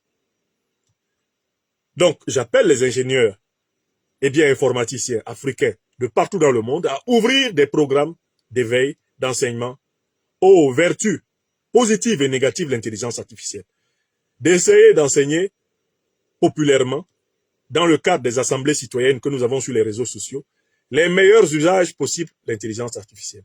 D'aider les parents à encadrer l'utilisation que les enfants vont faire de l'intelligence artificielle. Il ne faut pas que l'intelligence artificielle soit la source d'une nouvelle paresse intellectuelle de nos enfants. Et en même temps, il ne faut pas fermer les enfants au meilleur usage possible de cette intelligence artificielle. Il y a deux positions extrêmes qui doivent être combattues. Zéro intelligence artificielle et tout dans l'intelligence artificielle. Ni zéro ni tout. On doit sélectionner les secteurs, sélectionner les actions pour lesquelles on reconnaîtra la pertinence de recourir à l'intelligence artificielle. Et pour les autres, réfréner la pulsion d'artificialisation complète de l'intelligence et d'abrutissement de l'homme. Parce que si on arrive à une situation où les robots et les ordinateurs s'occupent de l'essentiel de l'activité de pensée, mais on va produire des milliards de crétins. On aura des milliards de crétins sur la Terre. Parce que le cerveau humain, quand il est mis au chômage, mais il produit des brutes, il produit des abrutis. Il produit des individus moutonisés, décérébrés, et d'autant plus fragiles face justement au pouvoir en accélération des machines. Enfin, j'appelle les dirigeants de tous les pays africains à prendre au sérieux les avancées de l'intelligence artificielle qui ont lieu en Europe, en Asie, et à dégager dès maintenant des lignes budgétaires, comme le fait par exemple le Mali, dans le terrain de l'intelligence artificielle et de la robotique. Il faut qu'il y ait des lignes budgétaires que les jeunes chercheurs africains, que les chercheurs africains du monde entier qui veulent contribuer à l'essor du continent dans ce domaine aient les moyens. Il faut quand même au moins que par région africaine naissent des grands centres de robotique et d'intelligence artificielle qui peuvent ne serait-ce qu'utiliser région par région, ne serait-ce qu'une centaine de chercheurs par région. 100 chercheurs au moins en Afrique centrale consacrés à cette affaire, 100 chercheurs en Afrique de l'Ouest, 100 chercheurs en Afrique australe, 100 chercheurs dans les diasporas. Il faut qu'on crée des centres et qu'on mette des gens sérieusement à y travailler et qu'ils forment les chercheurs de l'avenir pour que nous ayons des millions, des centaines de milliers, voire des millions, d'Africaines et d'Africains qui sont à la page des évolutions de l'intelligence artificielle. Car si ce n'est pas le cas, nous serons en réalité, en Afrique du moins, victimes des applications de l'intelligence artificielle. Des pans entiers de nos économies, des pans entiers de nos activités peuvent du jour au lendemain disparaître parce que nous n'avons pas anticipé sur ces changements. Voilà l'alerte que je voulais lancer à l'adresse de nos ingénieurs et techniciens informaticiens, à l'adresse de nos chercheurs, à l'adresse de nos dirigeants. Prenons au sérieux les évolutions de l'intelligence artificielle parce que sachez qu'en plus, même dans le domaine militaire, c'est elle qui est en train de prendre le pas. L'essentiel des armées du futur seront des armées de drones et des armées de robots. Les guerres du futur immédiat, du futur même à moyen terme, ce seront d'abord des guerres d'appareils robotisés. Les drones s'affronteront. Les systèmes informatiques robotisés s'affronteront. Les guerres des hommes en chair et en os seront la dernière phase de la guerre, seront la phase finale de la guerre. On assistera désormais à des premières lignes constituées de robots, constituées d'intelligence artificielle. Et l'Afrique doit s'y préparer. Car c'est, comme je l'ai toujours dit, par les guerres de drones et les guerres d'intelligence artificielle que l'Afrique va être victime des ultimes tentatives d'invasion des puissances impérialistes et néocolonialistes. Je l'ai déjà dit ici ou pas? J'ai déjà dit que la prochaine guerre, la prochaine grande tentative de recolonisation massive de l'Afrique sera une attaque, par une guerre de drones et par une guerre, pilotée par l'intelligence artificielle, le renseignement satellitaire. Ce sera une guerre hautement informatisée contre l'Afrique. Et il faudra donc que l'Afrique ait anticipé sur ce terrain. On n'a pas simplement besoin de renforcer les armées classiques de métier, on a besoin de renforcer l'armée, de l'intelligence artificielle africaine. La première ligne de la guerre du XXIe siècle sera une première ligne d'intelligence artificielle, même la deuxième. Les hommes ne sortiront les uns face aux autres dans les prochaines guerres que pour la phase ultime de la destruction mutuelle, réciproque et totale. Le monde a changé. Et il va changer encore plus vite que celui dans lequel nous aurons vécu, et même celui dans lequel nos enfants vont vivre après nous. Il va changer très vite le monde. Prenons-en acte et intégrons-le dans l'éducation des générations actuelles.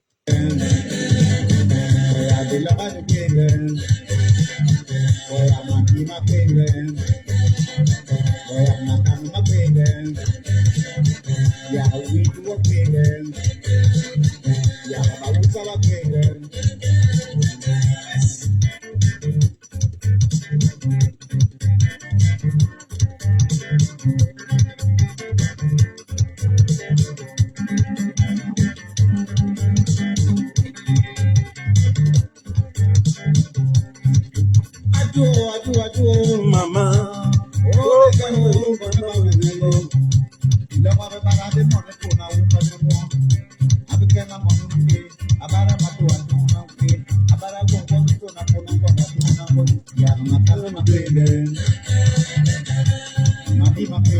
gang, gang, gang,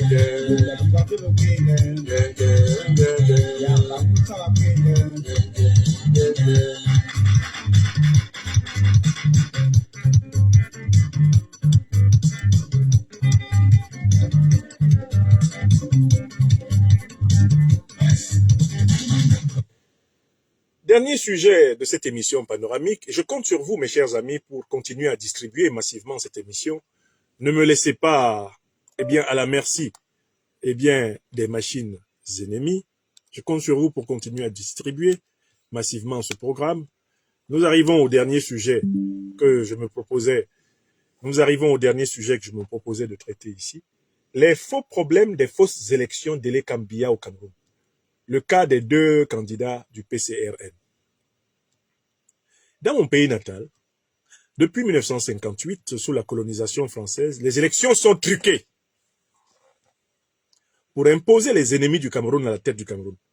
Le colon français organisa un trucage électoral qui lui permit de propulser Amadou Babatoura Ahidjo à la tête de l'État du Cameroun sous la néocolonisation du régime de De Gaulle et de Foccart. En 1961, était rejoint dans son cabinet, Ahidjo était rejoint par un certain Paul Biya, qui depuis 1961 n'a plus quitté les meubles de l'État du Cameroun. Il a dit, dans les années 80, qu'il était le meilleur élève de la France en matière de gestion des affaires de l'État. Et en réalité, c'était une manière de réitérer son allégeance à ceux sans qui les ennemis de l'indépendance n'auraient pas hérité de la gestion de l'État. Au Cameroun, ceux qui se sont battus pour l'indépendance totale du Cameroun ont été l'objet d'une guerre d'élimination, une guerre de génocide, menée par l'armée coloniale française, appuyée par ses supplétifs africains. L'Union des populations du Cameroun, dirigée par les Léonard Bouli, Ruben Nyobe, Félix Moumié, Osende Afana, Ernest Ouandié, et plus d'1 million de Camerounais furent massacrés par l'armée française, qui vient à peine de commencer à reconnaître ses crimes. On parle maintenant d'une guerre de décolonisation. Ce n'était pas une guerre de décolonisation. Madame Karine Ramondi, malgré les efforts qu'elle a fournis pour contribuer à restaurer la vérité sur les crimes de guerre, les crimes contre l'humanité, de l'armée coloniale et néocoloniale française au Cameroun, s'est malheureusement retrouvé avec des historiens camerounais contrôlés par les 2 pouvoirs politiques, français d'une part de Macron et camerounais de l'autre de Biya, 2 pouvoirs politiques en réalité tenus par ceux qui étaient du camp colonial. Car ce que vous devez savoir, c'est que l'élite politique de la République française, de la 5e République, a toujours été une élite pro-coloniale et pro-néocoloniale. Qu'elle soit de gauche ou de droite, c'est une élite qui a toujours considéré que la France devait garder son précaré africain, sa zone d'influence africaine. Si vous prenez De Gaulle, vous prenez après lui Pompidou, vous prenez après Pompidou Giscard d'Estaing, vous prenez après Giscard d'Estaing François Mitterrand, vous prenez après François Mitterrand Jacques Chirac, vous prenez après Jacques Chirac Nicolas Sarkozy, vous prenez après Nicolas Sarkozy François Hollande, vous prenez après François Hollande Emmanuel Macron, il n'y a aucun de ces présidents de la République française qui n'est pas considéré que les pays africains, anciennement colonies de la France, devaient rester son précaré. Donc, la fameuse distinction gauche-droite n'est d'aucune valeur quand il faut aborder la question de la pseudo-décolonisation de l'Afrique en général, du Cameroun en particulier. Bon, alors, donc au Cameroun, depuis 1958, 1957-58, jusqu'à maintenant, 7 février 2025, il n'y a jamais eu une élection démocratique. Il n'y a jamais eu une élection juste et transparente. Jamais. Toutes les élections ont été systématiquement truquées. Je mets au défi quelqu'un de me montrer une élection camerounaise. De 1957, quand a été mise en place l'Assemblée territoriale du Cameroun, ATCAM. Jusqu'à maintenant, une seule élection camerounaise, qui soit une élection régulière, transparente, inclusive, sans exclusion, sans manipulation, sans tricherie, sans brimade, sans crime. Zéro. Bon. De telle façon que toute Camerounaise, tout Camerounais, d'ailleurs, comme tout Africain qui étudie sérieusement l'histoire de ces néocolonies de la France-Afrique, bon, tout le monde sait que les élections, dans ces conditions, sont une parodie. Tout le monde le sait. Maintenant, la différence, elle s'opère au niveau de l'attitude face à cette réalité. Les réformistes, qui s'inspirent, pour ainsi dire, la patience de ce qu'on appelle l'évolutionnisme colonial et néocolonial, les réformistes disent que un jour, on finira par gagner les élections avec le système truqué que la colonie et la néocolonie ont mis à la tête des élections. Ça, c'est la voie réformiste. Un jour, et le Cambia permettra à la voix authentique du peuple camerounais de s'exprimer. Autrement dit, les magistrats corrompus, imposés à la tête de la commission électorale, imposés à la tête du Conseil constitutionnel, le gouvernement corrompu, choisi et imposé par, le satrape Biya, ces gens-là vont décider de se faire harakiri. Et ils vont décider de dire, bon, ok, on est fatigué de gagner, cette fois-ci on a perdu. Ça, c'est la voie du réformisme. Et le réformisme, c'est la continuité dans ces conditions de l'évolutionnisme colonial et néocolonial. Sous la colonie, on expliquait aux Africains qu'il ne fallait pas qu'ils soient pressés de rejoindre leur maître blanc, qu'il fallait qu'ils soient patients, que peu à peu, la lumière commencerait à apparaître, que peu à peu, ils sortiraient de leur sauvagerie, et que, dans le temps long, avec la patience, ils pourraient un jour devenir des citoyens comme leur maître blanc. Or, en fait, un plafond de verre avait été placé ainsi entre l'Africain et son concitoyen blanc, qu'il était condamné à ne jamais rejoindre dans une véritable égalité, liberté et fraternité. L'évolutionnisme colonial, c'est un piège à con qui consiste à dire aux gens, ne soyez pas pleinement humains tout de suite, soyez patients, vous êtes des demi-animaux à peine surmontés, continuez à grandir dans la patience des choses, vous finirez par commencer à nous ressembler. Mais quand vous commencerez à nous ressembler, il faudra continuer à faire des efforts. Vous savez, vous devez être sous ajustement structurel politique permanent. Vous savez, rien ne s'obtient facilement. Voilà, l'évolutionnisme colonial. Son équivalent, c'est le réformisme néocolonial. C'est un jour, les magistrats corrompus vont dire qu'on a gagné. Ce n'est jamais arrivé. Dans la situation camerounaise actuelle, seule la révolution populaire peut changer la donne. C'est-à-dire imposer un nouveau système politique dans lequel les voix de toutes les Camerounaises et de tous les Camerounais comptent. C'est la voix de la révolution populaire seule qui va libérer ce peuple. Et cette voix de la révolution populaire unira ce qui reste de forces saines dans l'appareil d'État actuel et les forces saines de la société civile nationale et internationale. Et avec tous les alliés du grand bloc panafricaniste continental et du monde multipolaire planétaire. Voilà la cocotte alchimique dans laquelle se loge l'espérance camerounaise. Quoi qu'on vous dise. Mais, comme on ne veut pas que les Camerounais pensent comme peuple, comme on ne veut pas que les Camerounais se regardent comme des frères et des sœurs africains, comme la même communauté historique africaine, Comme on ne veut pas que les Camerounais veuillent pour le Cameroun, ce que beaucoup d'entre eux veulent bien pour le Mali, veulent bien pour le Burkina. Voyez comment l'opinion camerounaise adore ce qui se passe au Mali, au Burkina et au Niger. Mais comment l'opinion camerounaise peut-elle aimer Assimi Goïta? Comment peut-elle aimer Ibrahim Traoré? Comment peut-elle aimer Abdourahmane Tchani et aimer Paul Biya, qui est tout leur contraire? C'est la question qu'on doit poser à notre peuple. Si l'opinion camerounaise est favorable à Assimi Goïta, à Abdourahmane Tchani ou à Ibrahim Traoré, c'est parce que ce sont des dirigeants qui sont au service de leur peuple. C'est tout le contraire des dirigeants camerounais. Paul Biya a dit publiquement, a fait dire publiquement par le directeur de la Société nationale des hydrocarbures du Cameroun, le pétrole du Cameroun est une affaire qui se déroule entre moi, Jean Assoumouve, directeur général de la Société nationale d'hydrocarbures et le chef de l'État. Et pendant des décennies entières, il n'a même pas déclaré 1 franc des recettes du pétrole du Cameroun dans le budget national. C'est vous dire la différence. Donc les Camerounais ne peuvent pas dire « Oh, c'est formidable ce qui se passe au Mali, c'est formidable ce qui se passe au Niger, c'est formidable ce qui se passe au Burkina Faso » et ne pas vouloir la même chose au Cameroun.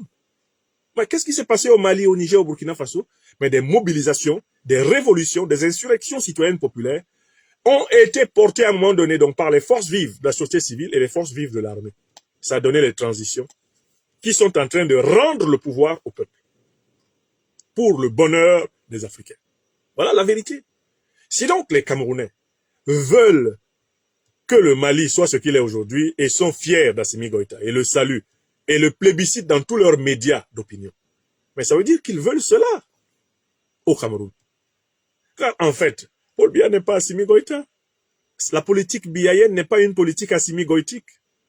La politique ibrahimo-traorienne n'est pas une politique biyayenne. La politique, eh bien, tianienne n'est pas une politique biyayenne. Là-bas, au Sahel, on a des politiques révolutionnaires au service des peuples.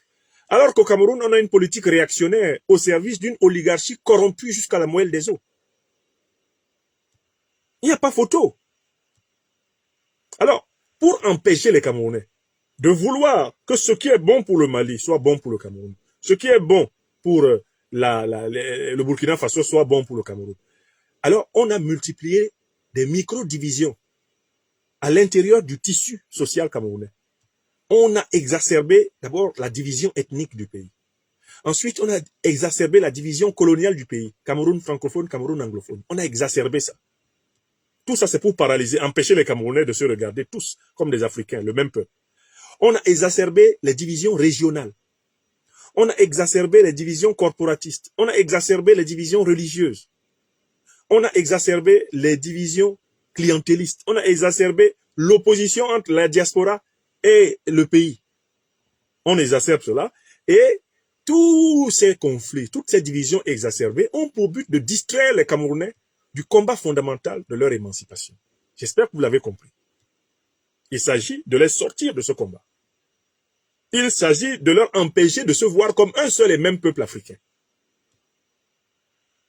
Voilà comment on crée donc des pseudo-conflits qui normalement sont insignifiants. Comme par exemple, dans le parti du PCRN, on accepte que soient suscitées 2 candidatures. L'une qui revendique ouvertement son soutien à la candidature du dictateur Paul Biya et l'autre qui prétend le combattre pour le battre aux élections, tout en sachant très bien que Paul Biya va se déclarer vaincu. C'est-à-dire que quelle est la différence entre le candidat du PCRN qui d'ores et déjà a dit que lui il va soutenir Paul Biya et le candidat du PCRN qui a dit que lui va aller aux élections de l'écamp Paul Biya pour battre Paul Biya? Quelle est la différence? C'est que le premier assume déjà ce qui va se passer avec le deuxième. Il y a un candidat PCRN qui dit « Moi, je préfère soutenir la candidature de Paul Biya tout de suite. » Vous savez pourquoi il dit ça? Mais parce qu'il sait qu'en octobre, le régime de Paul Biya va déclarer que Paul Biya est élu. Donc le gars dit « Coupons court. Puisque c'est Paul Biya qui sera élu, et que moi, je veux être dans ce pouvoir pour avoir ma part dedans, je soutiens Paul Biya tout de suite. » Et puis il y a l'autre qui lui aussi va soutenir Paul Biya en octobre. Hein? Cabral Libi. Lui il dit « Non, je suis candidat. Je suis candidat. » Et quand on lui pose la question, mais est-ce que tu sais très bien que quoi que tu obtiennes comme score, Paul Biya ne te laissera jamais? Imaginons même que tu gagnes dans les urnes. Paul Biya ne te proclamera jamais gagné. Il dit oui, je sais. Mais au moins, j'aimerais qu'on dise que j'ai gagné dans les urnes et puis il m'a volé. Et puis après, vous le voyez, conciliant avec le régime. Donc, on distrait les Camerounais en suscitant des pseudo-divisions dans des partis qui sont déjà de toutes les façons des excroissances du pouvoir. Et les Camerounais aussi sont pris dans ce jeu. Et le PCRN a 2 candidats. Mais candidats à quoi? Est-ce qu'il y a élection? Je recommence la question. Le PCRN a 2 candidats. Lequel des candidats peut être déclaré gagnant aux élections, même s'il est gagné dans les urnes? Lequel des 2? Aucun. Aucun candidat d'un parti de l'opposition dans Elekambia ne sera déclaré vainqueur à la présidentielle. Et tous les candidats actuels des partis de l'opposition le savent. Ils le savent. La grande question est donc, puisqu'on sait que Paul Biya va truquer, qu'est-ce qu'on fait? Beaucoup de candidats, l'aile réformiste de l'opposition dit, quand il va truquer, à ce moment, on va appeler à la mobilisation pour la défense de la victoire du candidat de l'opposition qui s'avérera le mieux placé. Mais le problème est le suivant. Mais avant même que l'élection ne commence, des millions de Camerounais sont exclus du processus électoral. Avant même que la soi-disant élection ne commence, on sait déjà que Paul Biya va se déclarer vainqueur. Si on n'est pas capable de se mobiliser tous ensemble pour obtenir un véritable système électoral, qui peut croire que nous serions capables de nous mobiliser pour défendre la victoire de l'un d'entre nous? Si on n'est pas capable de se mobiliser comme un seul peuple pour obtenir un véritable système électoral, qui peut croire que c'est quand l'un d'entre nous ou un parti politique verra son candidat à lui spolié que là on va se mobiliser tous? Voilà pourquoi j'insiste pour dire qu'il ne faut pas tomber dans les faux problèmes, des fausses élections de l'Ekambia. Ce sont des faux problèmes, des fausses élections. Il faut que nous nous retrouvions comme peuple africain. Et ça, c'est un impératif de tous les jours. Et comme peuple africain, que nous nous battions pour un changement de régime politique au Cameroun. Un changement de système politique au Cameroun. Parce que c'est ce changement seul qui nous permettra d'organiser de véritables élections. Les gens disent que ce sont les élections qui nous permettront d'organiser ce changement. Moi, je dis non. C'est le changement qui nous permettra d'organiser les élections. On verra. On verra au finish la ligne qui va s'imposer. Donc, le débat pour savoir qui est candidat du PCRN, quel est le vrai candidat? Est-ce que c'est Cabral Libé ou bien c'est plutôt l'autre? Ce débat n'a aucun sens parce que les deux là, que ce soit Cabral ou l'autre, ils savent qu'en octobre, Paul Biya ne peut pas, le régime Biya ne va jamais accepter qu'il soit déclaré vainqueur. Je l'ai dit, pour les autres partis de l'opposition, c'est pareil. Il n'y a aucun leader de l'opposition qui sera déclaré vainqueur dans les conditions actuelles de l'ECAM. Tout le monde le sait. Bon. Certains disent, quand on va voler mes voix, là, je vais appeler à la mobilisation. Je dis à ceux qui disent ça, vous ne pourrez pas mobiliser plus largement quand c'est seulement vos voix qui seront volées. Les Camerounais diront, allez donc avec vos militants. Allez avec vos électeurs, là. Ceux qui ont voté pour vous, qu'ils aillent avec vous. Parce que quand on vous disait que la seule chose qu'on ait à faire, c'est refuser ce système, c'est nous grouper comme un seul peuple pour changer de système, vous avez dit que ceux qui veulent faire ça fassent ça, moi ça ne m'intéresse pas. Bon, comme ça ne vous intéresse pas, ce qui rassemble la cause de tout le peuple. Mais quand votre cause à vous, tout seul, là, elle sera en jeu, ça ne va pas intéresser les autres. Voilà le jeu à somme nulle auquel le peuple camerounais est contraint aujourd'hui. Le refus de se regarder comme un seul et même peuple. Le refus d'une partie de mon pays natal de regarder son frère Bamileke, son frère Bafia, son frère Peul, son frère Hausa, son frère Betty, son frère Boulou, comme un concitoyen africain. D'avoir le même regard sur nos voisins de ville, nos voisins de village, nos voisins du pays. Le même regard que nous avons sur les Ouest-Africains que nous aimons pour ce qu'ils font pour émanciper le Mali. Que nous ayons ce regard entre nous au Cameroun. Et à cet instant précis, nous reformerons un grand peuple africain, et le système Biya sera vaincu en moins d'une semaine. Vaincu en moins d'une semaine. Si le peuple camerounais se regarde comme un seul et même peuple africain. C'est cette auto-perception comme peuple africain qui est la clé de libération psychologique des Camerounais. Quand les Camerounais vont renoncer aux enclos mentaux dans lesquels on les a enfermés, quand ces enclos n'auront plus de pouvoir sur notre jugement, nous serons libérés. Et je dis toujours qu'à cet instant précis, où cette liberté, eh bien, la sortie des enclos mentaux des Camerounais se produira, je serai au Cameroun. Moi, le baromètre que je regarde, c'est cette maturation. cette maturation, cette compréhension de la nécessité dans laquelle nous sommes de nous aimer comme le Tout-Puissant nous a aimés, de nous accepter comme les filles et fils du même peuple africain, de renoncer aux catégories tribales qui nous ont été transmises dans les familles, transmises dans les villages, transmises dans les villes, transmises dans le pays, transmises dans les partis politiques. Nous devons briser tout cela et nous revendiquer comme des Africains et des Africaines du Cameroun. À partir du moment où nous exercerons ce regard sur nous-mêmes et sur tout ce qui nous entoure, terminé, les chaînes vont tomber. On va dire, mais qui nous empêche de choisir un gouvernement capable de gérer ce pays pour nous, dans notre intérêt? Qui nous empêche? Eh bien, c'est nous-mêmes. C'est nous-mêmes qui nous empêchons. Puisque nous croyons à la drogue tribaliste qu'on nous a inoculée, à la drogue régionaliste qu'on nous a inoculée, à la drogue religieuse qu'on nous a inoculée, nous croyons en toutes ces choses-là qui nous enferment et qui nous dressent les uns contre les autres. Alors que nous avons un problème collectif. C'est que nous ne sommes pas reconnus comme un peuple souverain par une poignée d'individus qui ne représentent même pas 1% de notre population. Comptez-moi tous les décideurs du régime Biya. Ils ne font pas 1% du peuple camerounais. Tous les décideurs du régime Biya, ce n'est pas 1% du peuple camerounais. 1% d'un peuple ne peut pas tenir en otage, eh bien 99% de ce peuple, sans le fait que les 99% qui sont tenus en otage ne soient otages d'eux-mêmes. Oui, les Camerounais, les Camerounaises que nous sommes, sont otages d'eux-mêmes. Ce sont les représentations qui dominent notre esprit, qui expliquent que nous soyons dominés. C'est ce que je voulais démontrer. CQFD.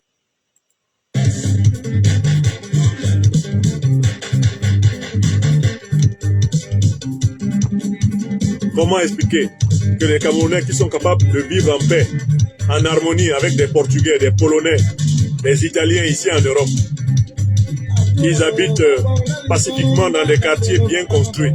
Dès qu'ils rentrent au pays, son problème c'est de calculer, de savoir, c'est un boulot qui est derrière. Il ne faut pas qu'il y ait un Bami qui s'installe ici. Attention, il ne faut pas qu'il y ait un Bami dans le quartier ici. Ils viennent ici en France, ils vivent à côté des Italiens, des Polonais. Ils ne disent pas ça, ils ne se lèvent pas pour dire, il ne faut pas qu'il y ait un Polonais qui vive ici. Ils rentrent au Cameroun, il ne faut pas qu'il y ait un bêtis ici. Oh non, non, on ne peut pas vendre ça au Bami. Non, non, non. Il ne faut pas qu'il y ait une boutique qui est ouverte ici, qui appartient à un Haoussa. Non, non, non. Qu'est-ce qui peut expliquer ce comportement? Si ce n'est la décérébration, la lobotomisation. On est le même peuple africain. On est le même peuple africain. Tout le bien qu'on veut pour le Mali, le Burkina, le Niger, pour les autres pays qui s'éveillent, c'est le bien là qu'on veut pour le Cameroun. Vous n'êtes pas capable de le vouloir pour le Cameroun, mais vous prétendez le vouloir pour le Mali, le Burkina et le Niger. C'est pas sérieux. Donc réveillons-nous. Affirmons-nous comme le peuple africain du Cameroun. Un peuple africain. Et libérons-nous. Douala, Marois, Garoua, Gaoundéré, Ouéa, Bamenda, Bertois, Bafoussam. C'est une question de sortie des enclos mentaux. En une journée, on est 3-4 millions en mouvement dans le pays pour la refondation de l'ordre républicain. C'est terminé. C'est terminé. Les forces répressives ne sortiront pas. Devant la masse populaire mobilisée, les forces acteront la nécessité du changement catégoriel dans le pays. Mais c'est parce que nous ne sommes pas suffisamment mobilisés que nous sommes aisés à dominer. Merci mes amis. C'était le programme que je voulais vous proposer ce soir.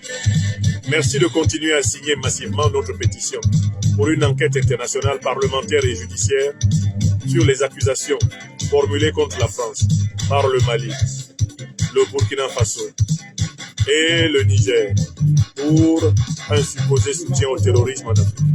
Merci de continuer à signer cette pétition.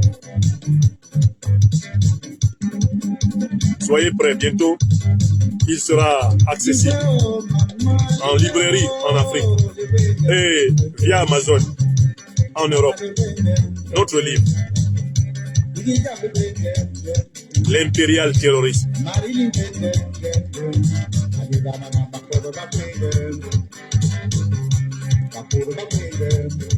Forme actuelle de l'agression occidentale et moyenne-orientale contre l'Afrique et avec des preuves irréfutables de l'offensive de l'OTAN en Afrique.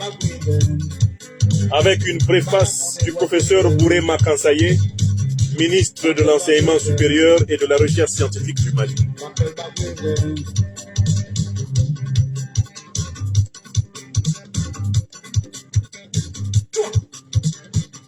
Voici le joyau, voici la bombe intellectuelle de ce mois de février.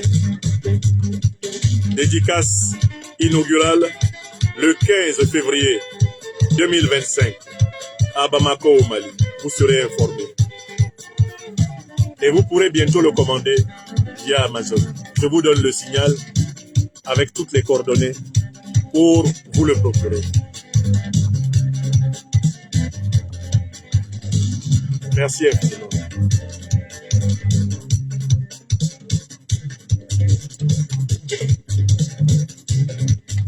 Bonsoir à toutes et à tous, bon week-end. Nous étions 5000 rassemblés sur YouTube. Plus de 1000 rassemblés sur Facebook.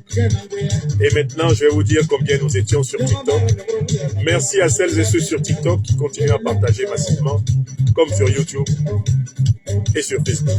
Soyez bénis. Aya Silibé, Amao Hamza, merci.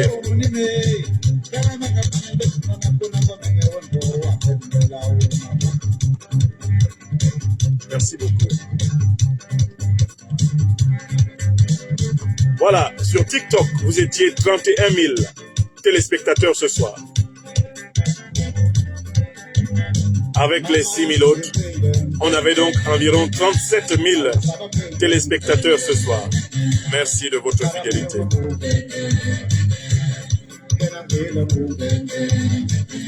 À demain pour d'autres œuvres. Merci infiniment. Portez-vous bien. Portez-vous bien.